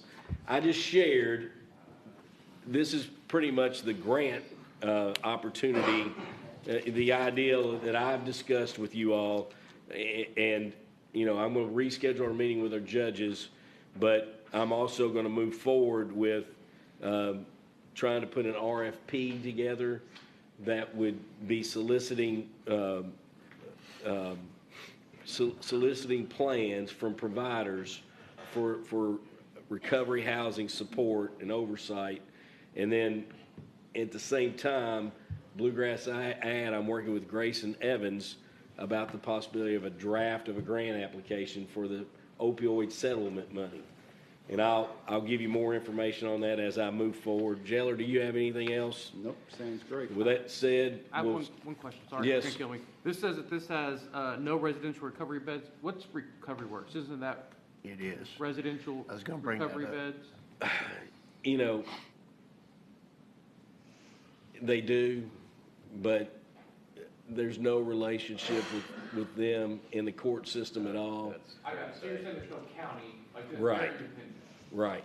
And what I would hope to get out of this RFP, an agreement, is an agreement that for, if there's someone arrested that meets the assessment protocols and would be willing, and the judge is willing to, instead of incarcerating them, sending them to residential treatment and then this recovery housing, then that's the way that would go. Thank you, Jailer Broyles. Hey, Judge, Yes. can we go back to the, not the jailer, Yes. the transitional housing? Yes. I know you and I have actually visited together Isaiah House several years ago. And I've seen the presentation from ARC at the judges' Yes. conference, which I thought was pretty awesome presentation. And I know I've talked with Isaiah House for the last, I've known about Isaiah House and what they do, and they've got an exceptional program from my viewpoint, since 2010-ish. So my point is, in their main campus, and they have others now, but in Willisburg is their main campus, and I think they house about 120 men. That's the number I've I think seen. that's the correct, but my point is this, I know we're talking about having some transitional housing right here in Scott County. They're about an hour away or less, but I remember in conversation years ago, because I started the conversation my first year on the court. And so trying to work with somebody like Isaiah House or Isaiah House for this very purpose, getting people help and getting them out of our jail. And they had talked about one of those conversations years ago about they could maybe reserve beds. That would be a part of our Is that what y'all? agreement. Okay. Like we would have. But I think ARC they've got facilities out too. ARC does the same thing, and the agreement would be that we would have X beds, 30 beds reserved. Right. That we would have access to. Right. And so, and one of the kind of drawbacks that I had, or a concern, and I think I've heard it maybe in the workshop that I missed is people think that they can walk away, and they can. But I got to thinking about the ankle bracelet and the home incarceration. You send them, if you're going to do it, in my mind, I don't know if it's legal, that's not my department, but you could have an ankle bracelet as part of it when they go to Isaiah House or ARC or wherever a deal may be made. Or even if they're here, if we do something, we build something and provide a facility here, it would still be the same situation. Am I thinking about that right, Cam? No, that makes sense to me. You'd order them to go there, and they'd also have an ankle monitor on to make sure they're there. Is that And what you're saying? and if ARC or Isaiah calls you and says, hey, that guy walked away, Back in. well, he walked away, he or she, Yeah. then where are they? I don't know why you could do that. So that's. I'm the just looking for conversation. ways to get folks out and get them help. I do know that Medicaid, a lot of these treatment centers use Medicaid. I don't know if they're wearing an ankle bracelet, if they can get Medicaid. Oh, okay. And that might be an Good issue. question, right. So, any other questions about that? And Rick, we'll make sure that that's part of the conversation. Sure, thank you, Judge. So, moving on, Kim Rice is about to fall asleep. I'll bring Kim up. Kim is here, and I'm going to pass these down real quick, both ends, but it's essentially a conversation that you all can consider going forward for next year's budget, but it's related to the, after Kim speaks, I'm going to share what I shared in an email about the advisory board for the reservoir property, and this is tied to that, so I'll let Kim go. So for fiscal year '23, we were approved for our comprehensive master plan for $90,000. At the time that we put out the RFP, we actually put it out for 3 separate projects. We had a request from the state, from Kevin Loven, to look at the cost of a bike ped plan for both Scott County and for the city of Georgetown. And additionally, the judge and I had spoke many times about a possible reservoir plan. So when I put out the RFP, I did it for all 3 projects just so we could get kind of a price tag on it. When they came back, Branstetter Carroll is who our board decided to go with when it came to the comprehensive master plan. And for each of the entities that submitted for the different parts of the project, they would give discounts based on whether they also got the overall master plan for parks or whether they just got just a little piece of the bucket. So for the reservoir, the price range is from $35,000 if it was tacked on to Branstetter Carroll up to $1 million, depending on which entity it was. So it was a very diverse submission for price tags. And what you see up on the screen is what a reservoir master plan would include, which is similar to what our overall parks master plan would be. And the advantage would be is that we went through several of these stages, including the public workshops and the surveys. We could tack reservoir-specific questions and feedback from the community. So that's why we get the price tag on it, because it would be done at the same time as we were doing our overall master plan. Do you have any questions? So moving from there, just hold for a second. And what I propose is at next week's meeting that you all formally approve the following people for the advisory board. I've had conversations. These have been people that have applied through the Facebook posts that we put out. And I've not talked to every single one of these. One of them I still need to, but you've got Ethan Howard, who is a resident, but Ethan is also Director of Operations for Town Branch Park in Lexington. Aubrey Roark is a student youth member that came and testified at our meeting back in the fall. Michael Johnson, property owner that lives on Stockdale and is on our Parks and Rec board, but also works for Lexington Parks and Rec. Roy Cornett, you all know Roy and his horse bike riding community. He would be representing the horseback riding community. Kurt Ramsey, mountain biking community trail steward, and John Strom.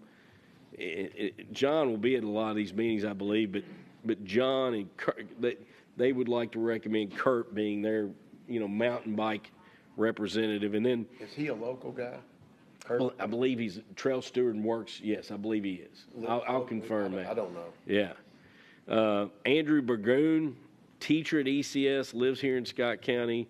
His family and them go out and hike at the property quite a bit. Good man, very thoughtful man. And then I've asked Temple Jewett, who is a lawyer here, lives in Scott County, but works for CAECO, if he would serve as the board chair. I believe he would do an excellent job at that. And then Kim is going to be a member. JR, I twisted his arm. JR is going to be a member. Nobody knows the property any better than JR. And it would be good to have JR on there, and I appreciate his willingness. I've had 2 other conversations, and one individual kind of removed his name, so I won't bring him up. But Jackie Anders was another lady that reached out to me, and she lives right next to the property on Long Lick. So having 2 property owners, I think, would be good. Just and she's a nice lady, and worked for the News Graphic not too long ago. So I'm going to bring these names to you all.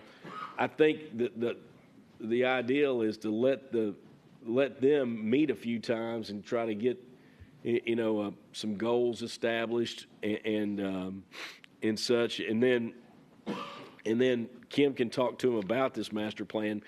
But I almost think that letting them get goals established, get some meetings under their belt, and then we can discuss if this is something the court wants to consider. Comments or questions?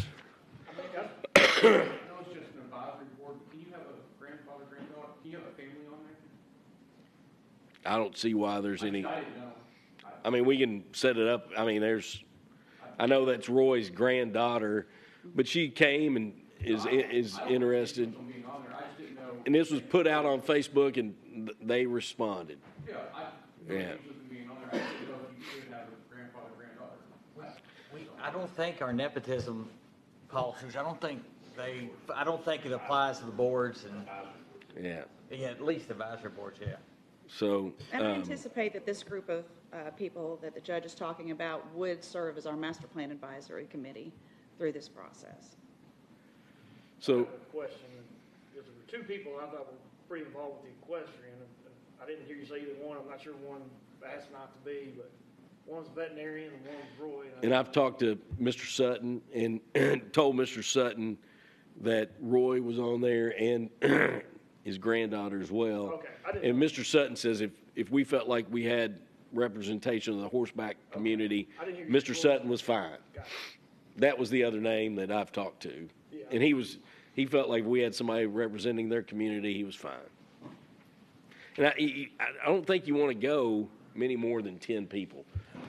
You get too many people and too many voices, it gets. Yeah. You're right. All right, Kim, anything else you want to say?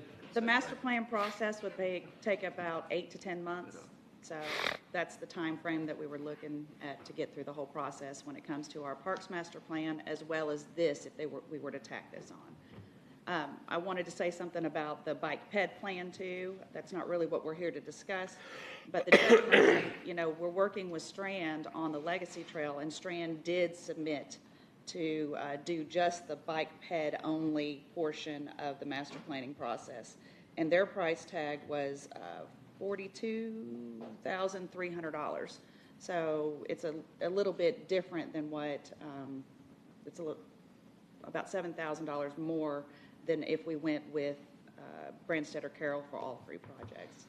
But we do know that that is their specialty, and we're very confident in their skills. So that might be something that we want to consider as a joint project between the city and the county. Or if I include both of them in my budget. I would like to talk to Mike Woolham a little bit more about that. Mm-hmm.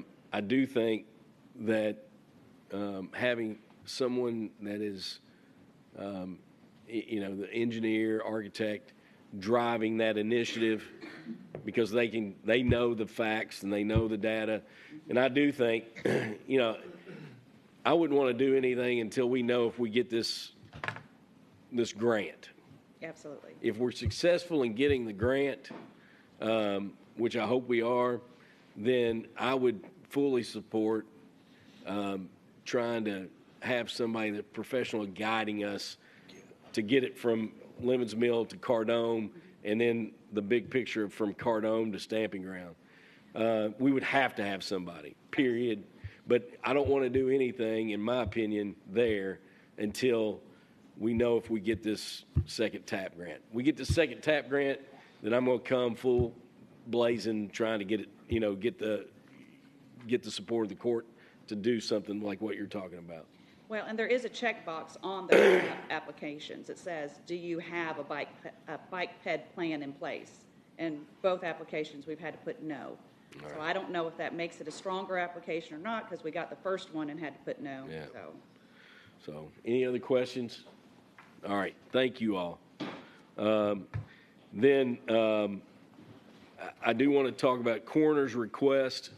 I met with and went to a board meeting of the Soil Conservation Board meeting. They respectfully requested to stay where they're at.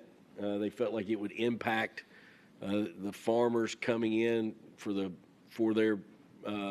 It's real easy for farmers to drive in to where they're currently at and park with a wagon or a trailer and drop off paperwork, pick up paperwork, as compared if they felt like if they moved to Hamilton, it would not be as convenient. That's all they said.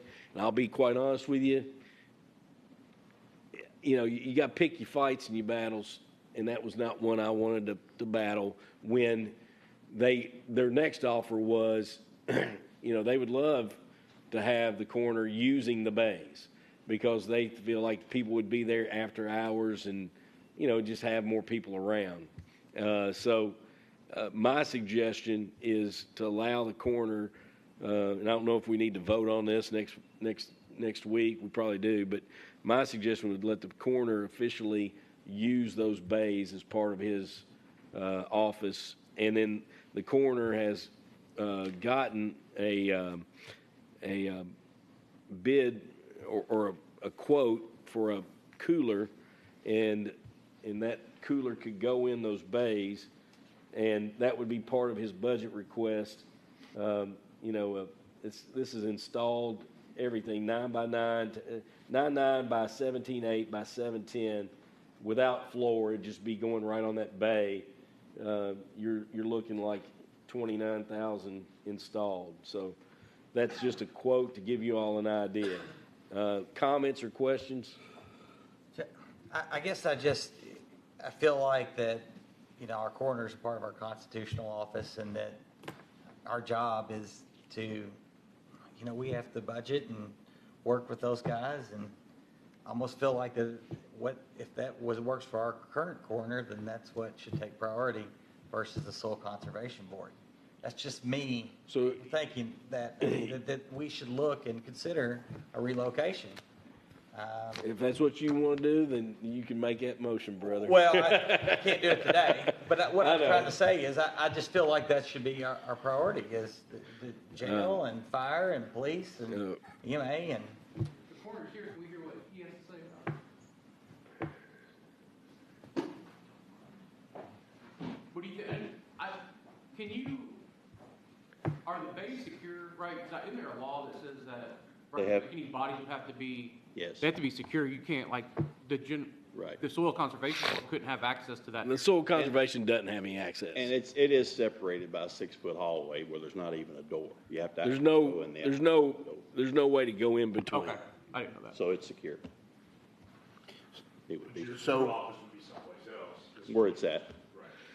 His office would be on Hamilton as it is now.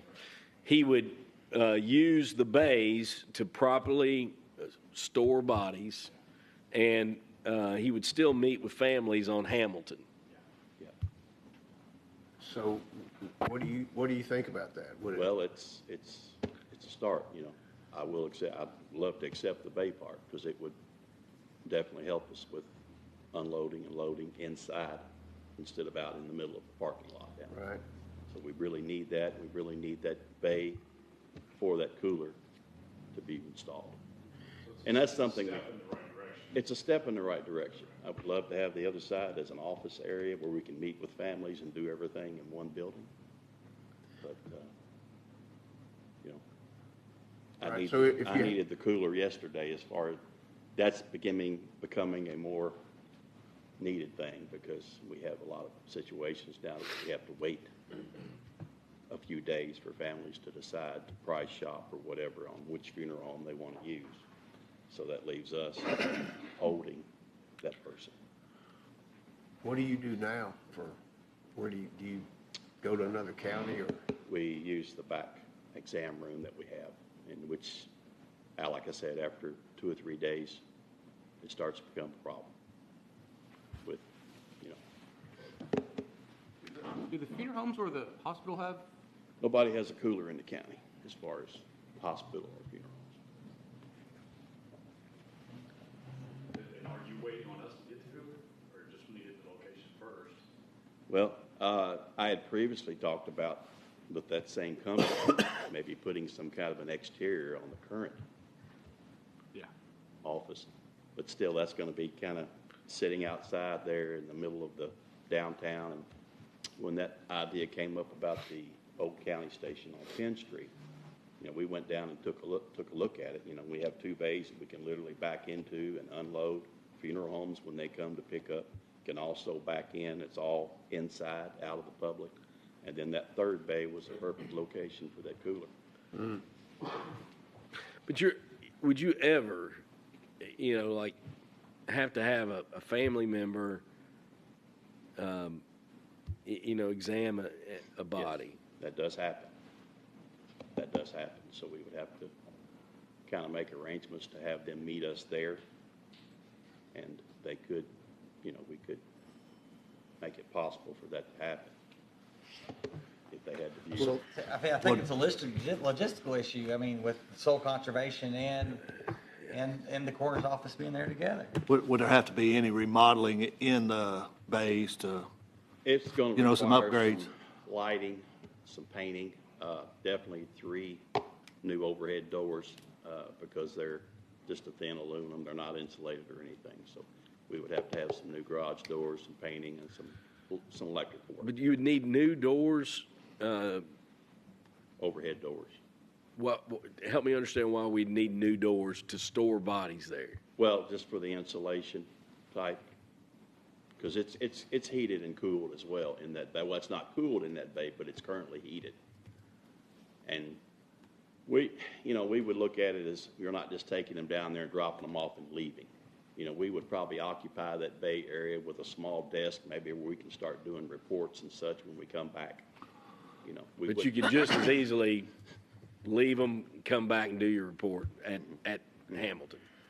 But the doors would make it a little bit more secure, because the doors there now have windows and such in them, and we would go with a solid door where nobody could actually look in at all and see what's going on in there. I would just suggest if we're gonna put the cooler in there, we'd want it to look nice. If he does have to take folks down there to identify a body or something, we wouldn't wanna go in some little hole.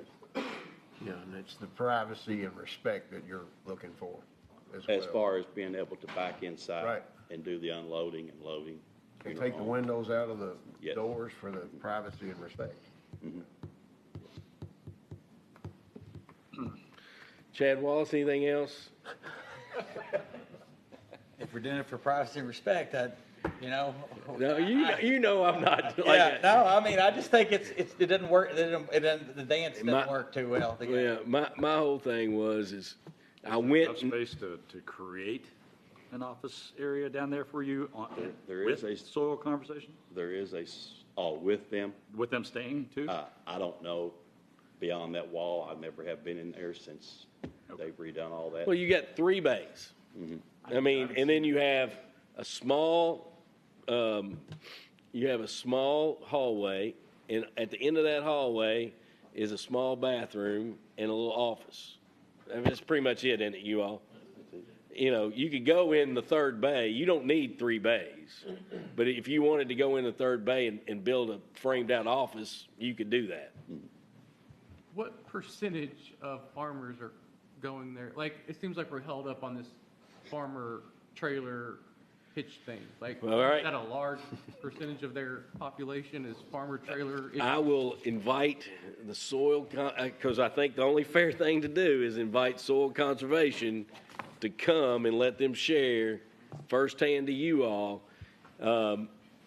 They have these different programs, and farmers have to drop off like applications for these programs. They have various programs, and their case to me when I went to their meeting was it would negatively impact the ease of them being able to get in and out, and the issue of concern with parking. And I'm just being totally transparent. He needs bays and a space. They still wanted that. I've got enough fights to fight, and it wasn't worth, but I'm only one vote. If you think it's We're going to put a farmer's market right back here in this parking lot. The farmers are going to be parking back here anyways. They can walk up to Hamilton. I have to walk up the courthouse. If you want to go there, all I'm doing is delivering the information. I understand. And I hope you all appreciate that. So I'll invite Soil Conservation to come and make a presentation, and then we can move forward. I would like to ask your permission to go ahead and occupy the one side and start getting some work done, knowing that we can't have that one side. So can we start that procedure? Do we need to formally approve that? Formally approve that So next Friday, we'll formally approve it, and then we'll go from there. You want to have them here next Friday? I'll ask them. With that said, thank you, Coroner. Thank you.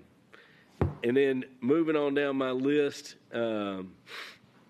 Justice Center, as you all can see, demo is moving, and I'm very happy with what's going on there. If there's any questions, yell at me. The next thing, Chad Wallace and I spoke about this yesterday, and we'll send this email out to the whole court. This is from Bluegrass Water, dated February 27th, to their customers. And just a reminder to you all, a year and a half ago, Chad, they requested a rate hike, and they're mostly out Longview, Homestead, and then on the Tri-Port area as well. Which includes Moon Lake. Moon Lake. Side of the interstate. You know, so they got almost like a 75% increase. So can we ask Mike, do you mind? They got a 300% increase the last time that we passed the resolution. Kim, you don't want to stay and talk about this? All right. Go ahead, Mike. So they haven't raised their rates yet, and no, yesterday they submitted to the PSC for a rate increase. In Moon Lake and the surrounding areas, we used to be Delaplane Disposal, now it's Bluegrass Water. But we got a letter in the mailbox yesterday requesting 695% rate increase to go from $12.50 a month to $99 a month. So this is so. I'll just be honest with you all. We sent a resolution opposing it last time. Like, do y'all want to entertain like filing some type of legal, like, what else we can do to support? Right. That we don't support this type of. Well, I was talking with Mike earlier. He showed me the letter, and Chad, and thank you, Chad. He had called me yesterday because I hadn't heard anything about it, and he sent me what he had, which is the same thing. And Mike brought his in. And we were talking, and from time to time since I've been on the court, you know, we've had odor issues in that corridor on I-75. I'm talking the last 8 years, as well as, you know, in the northern part of the county, we had these odor issues that we think we kind of were dealing with those, but everybody always blamed it on the landfill. Every time I got a complaint, it was always that. But there were other situations, and that plant was one of them. But I never heard from anybody. But I used to drive over there myself because, you know, I got a nose. So I go over there and see, because I have talked with Mike and others that live in his neighborhood. Here's my point. Mike and I were talking this morning, and he's saying that it's his understanding that, like, the manholes are sometimes running over in the business park out there. The reason that Delaplane Disposal sold out was they weren't capable of operating efficiently. It was not unusual to walk behind the Pilot, Wendy's, or Houston Way in that general area and see manholes that were flowing backwards. Well, I'm going to stop you right there, because JR and I have gone to Longview, the same issue, manhole covers and. Well, I think here's what I was driving at. I think the court. So let me. We reached out to Wedco Health District, asked them to go inspect. Wedco was supposed to get some pictures from the homeowner and report to the Division of Water along those lines. And so I'm going that same path. I hadn't thought about Wedco, but I'm thinking about open records requests on these facilities to see what the state's done. You know, we don't see that stuff automatically until we found that out with the landfill, and we got that corrected with legislation, with KRS, with landfills all over the Commonwealth. So, open records request regarding looking for bluegrass water, bluegrass water operations of those packaged treatment. And we'll have to go back to who owned it, Delaplane. What was it? What were the Delaplane Disposal was the company. Yeah, we'd have to go back as well. So go ahead. Yeah, as much as I'd prefer not to pay $99 a month for sewer, if you could see some value in that, if our sewage treatment had improved over the last 12 years since I moved in, or, you know, they were over there, you know, fixing their infrastructure, you could sort of support, at least some increase. But for them to ask for a 695% increase on the authority that we plan to do a bunch of stuff, and then, if you get further in the letter talking about. So what's the evidence of upgrades to Right. systems? Yeah, and further in the letter, they start talking about the cost to business and raising, most businesses between $1,000 to $2,000 a month for sewer. It's going to be real hard to get people into. Can you give us your letter as well to make sure it's the same letter? Sure. Because you are in a different area than this one, right? Yeah. Yeah. And then let's, maybe we'll talk with Cam and we'll come back next Friday and give a update. Is that fair? Yes. Because I don't think it's right They're to. proposing different rates in different areas, right? The overall rate will be the same in both areas. It's $100 per household. So they're getting all their areas up to $100. That's correct. So some are Per lower, month. some are higher, and so some will have bigger increases than others. That's correct. Right. It'll be Yep. 15% in Longview and Homestead. It'll be 600. 695% in Moon Lake. So the real question is, what's the evidence of these upgrades and what's the evidence on, their safety records and their. So where's it at in the process, to your knowledge, about going to the PSC? I don't. Chad. It's in March, I think, at the end of March. So we kind of got to move quickly. I don't know. So we'll try to Cam and I, and we'll try to navigate some of this. All right? Because they made that last decision, and it was a big increase, right? Yeah. For the folks that you serve. 300%, yeah. Yeah. Right. Anyhow, and so. Might that's have to already go been back through to the Tom Fitzgerald. So thank you, Mike. All right. Justin Baker and Chief Ward, can you all come up and we've shared this. I'm sorry we've made you all wait. I apologize. Somebody had to be last, I guess. This is at 2200 Cincinnati Pike. Justin Baker and Chief Ward put a lot of time in, and I think it's very important.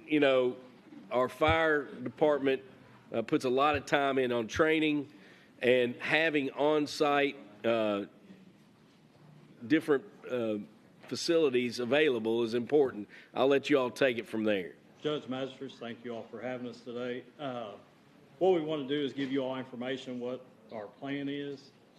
Currently, right now, other than our training tower, a lot of our other training things are way back in the field, way behind the station. Problem is, it's that much distance from our station in the water. We don't have any water back there. So there's obstacles of having that stuff way back there that we've been able to identify, which in turn has put us, making a plan on what we can do to improve this. We've already started purchasing Connex containers because a lot of the training type deal that we can do now, we can do them with Connex containers. But our plan is to get that moved up closer to the station where there is hydrants up there for water supply, have a more professional appearance. Ultimately, what our game plan is, we have all our guys get certified in IFSAC 1 and 2, Firefighter 1 and 2. So we want to set this site up to where basically we can have fire commission, we can host other agencies to come in to basically put on IFSAC testing. So we want to make sure this property consists of every skill that would be performed in any IFSAC 1 and 2 testing. So that's kind of our, long-term plan of this and why we came to it. But I'll let Titan Chief Baker go into details about what our plan is. But him and his team have worked really hard on this, put a lot of time and effort into it, and actually got a good plan. So Chief Baker, this product is a product of a committee that you all put together and developing capacity in the fire ranks at Scott County Fire. Yes. So all right. Actually, the paperwork you're looking at was created by Lieutenant Justin Birchfield. So he created the paperwork. It's kind of a three-dimensional layout of where we want to place these buildings.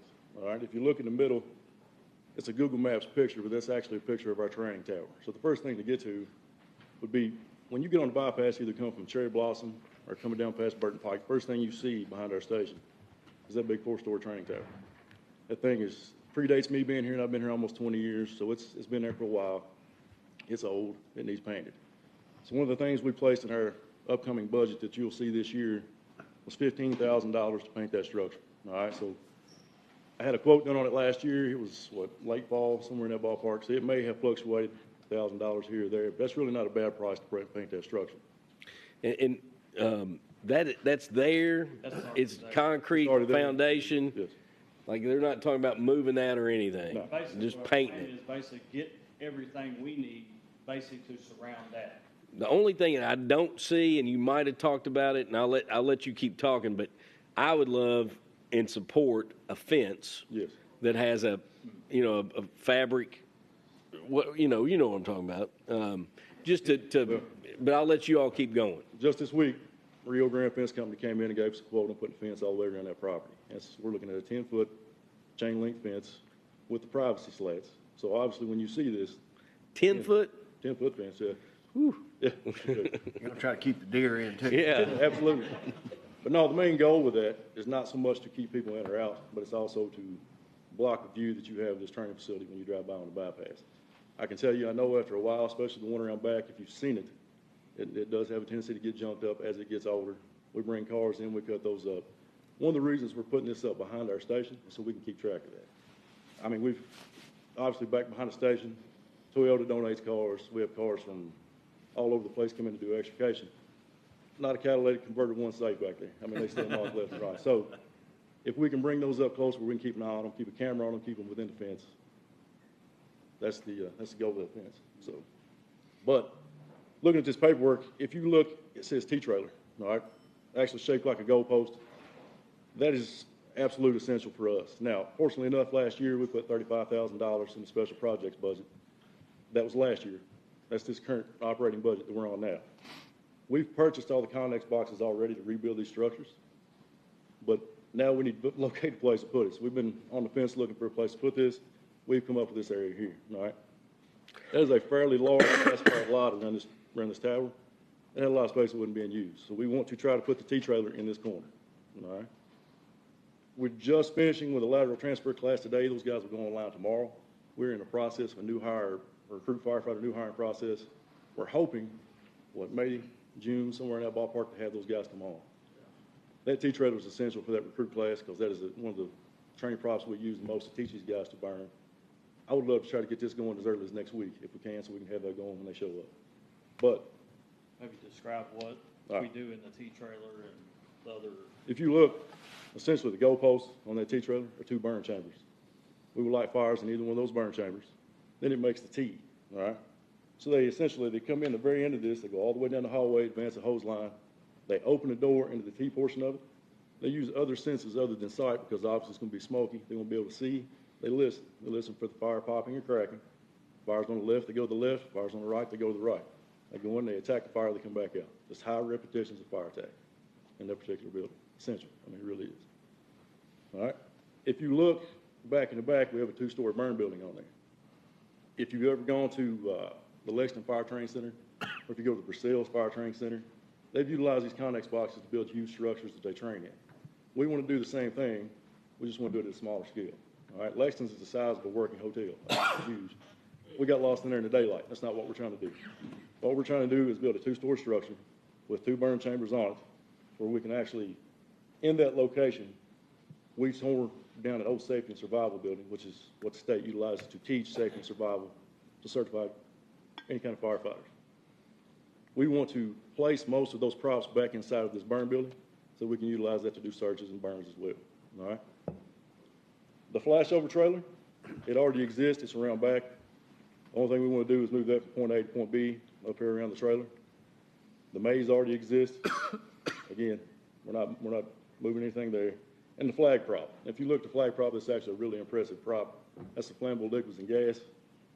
We take a propane tank, we set up some propane props, we light them on fire, crank it open, you're looking at a 30-foot flame. It's actually really impressive. But these guys have to know how to attack this, put those out, all right? And other than that, the extrication pit, we're going to try to tuck this in behind the fence so you can't really see it, keep that out of the way, but it does have a tendency to get a little junked up, but we're going to try to bring that up close enough to where we can keep track of that. But that is the plan for what we want to do at Station 1 up by the station. With the thought process of putting it money in the budget next year for a fence and then painting everything to make it look presentable and such. And then this would be available for other agencies, Well, fire marshal and. just to flash over prop itself, I had a call from State Fire Commission yesterday. They want to do, actually, Paris's recruit class and Franklin's recruit class. They want to bring those guys in and certify them in our flashover trailer, which we always try to make, we always try to make it The up. flashover, it's a mandatory requirement for any new firefighters. They have to have this flashover training. Like I said, we already have that for all, and the State Fire Commission uses it. But you bought all the Connex boxes that you could really create all this now. Those already exist. We have. I think. So if we went to training somewhere else to do this, are we paying to go if we go somewhere else? Well, it really depends. For the most part, we've had most of this equipment on our property. Right, but if we didn't have it and we had to go get these trainings somewhere else, would we have to pay?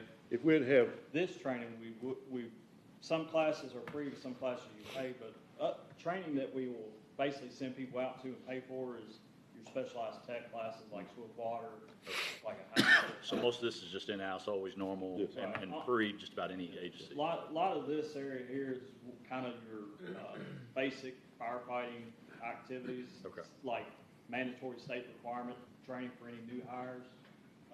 But it's also very useful. We always preach to our guys, you jump up to these different levels, but we always tell them, preach to them, you got to remember the basics.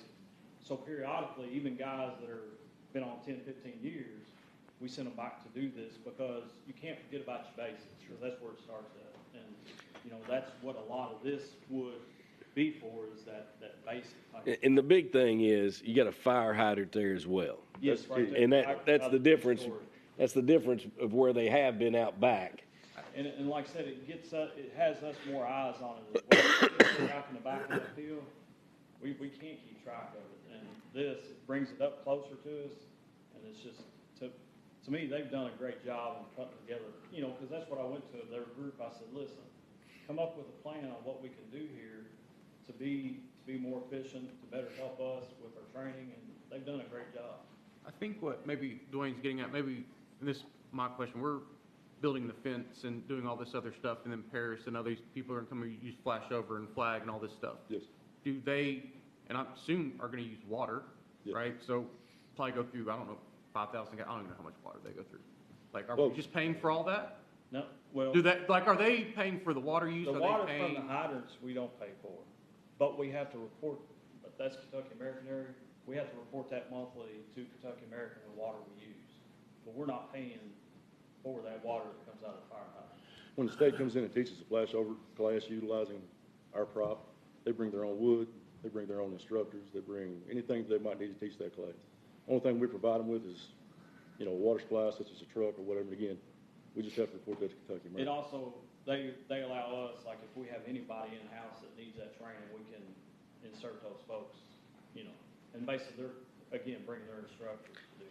There's value in having. I think that's what we're both asking. Yeah. Are we just going to get used by these other agencies? Well, I would say. And tear up our stuff and use our stuff, and then we're not getting anything out of So it. Franklin's recruits are going to come use their flashover trailer with middle of this month. In turn, we're actually going to go to Frankfurt and Franklin County and do a house burn with them. So you're working. So they have a acquired structure they're going to light the fire. I will take some recruits and go. Yeah. It's kind of a. Scratch our back, we'll As long as scratch we're working yours. together and it equals out at the end, that's fine. Or even close to equal. Master Jones has a question. How long do these connexes last in this situation, for the training? The T-trailers we just decommissioned. Every 5 years we have to do an NFPA inspection. So when I took this position last year, they came in and did an NFPA inspection. Our T-trailer was 20 years old.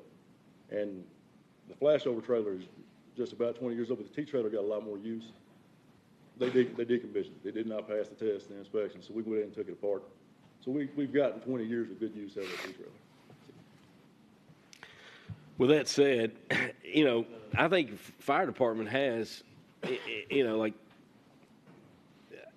this was just wanting to share information with you all. I know we have to put this in the budget for next year for the fencing, but I think it's a good plan. I think it helps move the agency forward. Is there anybody who would have any concerns with them just moving forward with this plan? You're gonna put a gate, I know if you fence it, are you gonna put a gate before they go down to where JR has his stuff? If you look at the back, right there where the hydrants at, the side of the two-story structure there, they're gonna put a gate right there so we can open or close it. Okay. So if we're training, obviously we close it so nobody can drive through the training ground. But JR's coal mix down there, you have access from off the bypass too, and that's where big trucks come in anyway, isn't it? Yeah. So it's not gonna impact the coal mix and Or the, what's the group that, the. Mr. Angel? Yes. Yeah. But he's coming in. They come in from the bypass. Growers Thank you. Association. So, I appreciate you all, the thought process and the effort to go in to putting that together, and I would make the I'd ask you to make the request in the budget. I can't promise it's gonna be there, but it sure does sound like to me this is where the training needs to be. Again, I haven't seen the quote on the fence. It came this week. Why do we need 10 foot? We couldn't get by with 6, 8? We probably could, and like I say, taking that guy. Could you get a price on, compare the two? I mean, is that reasonable, y'all? We were just trying to get it high enough The to only- cover Yeah, the only other thing that I would, and Mike Hennigan this has been in Mike Hennigan's budget request every year, is a building to store some equipment in. And I believe fire and EMA could share, and those metal buildings are not crazy expensive, but it just cleans up the whole place and makes it look more professional. You all have something to say about that? Yeah, actually, me and Mike have already been in discussion about that. We're in the process now, because we had to figure out how many bays Mike needs, how many bays we need. But we've been discussing that, trying to determine the size, and we're gonna get somebody to come in and give us some price on what it would cost for us to do that. But I mean, Mike has a bunch of trailers. We have, 4 or 5? 6. We wouldn't have to put a bay for every one of those, would we? Couldn't you have one large oversized entrance? Some of them you would have to have a bay because. I'm just thinking about cost and garage doors. Right, but just like our trailer that has our side-by-side in it, the large animal trailer, if you start stacking them one on top of each other, then when a call comes out, you're having to hook and move stuff around, depending on what it is. But we're gonna get prices on it, and I'll put it in our So y'all- request. Yes, but Like you said, trying to clean up the area, make it so that, you don't see the equipment just sitting around all day. and not only clean it up, but like all this equipment right now is sitting out in the weather. I mean, It protects the equipment. the trailers, I mean, it's exposed to all the weather. To me, it'd be good to get them inside. All right. So, Give us more longer life with those trailers. all right. Thank you all very much. Joe, I gotta go. All right, last thing, and then I'm turning y'all loose. Can you, all right, see it. Well, Kentucky American, I have worked with them. The only option we have for water after talking with Toyota is running about 2,500 feet of water line. They have to put it out to bid. They give you an estimate, and it's in my mind, a high estimate. It was $110 a linear foot, 110. Now, compare that with a bid that Georgetown Municipal just got back, which is $57 a foot. And I'm going to send you all an email to show you, but we're going to have to decide to tell them to put this out to bid, and you're going to see a big number that says 300,000. But hopefully when the bid comes in, and you can reject the bid, but we need to know how much water is going to cost to get to the EMS station before we go forward. I think garden hose do the need. Yeah. So I'll send that to you. I have nothing else. I appreciate everybody's time. Anybody else have anything? With that said, we are adjourned. You canceled that meeting, didn't you? Yeah. All right. Nobody's responded, but I assume they got it.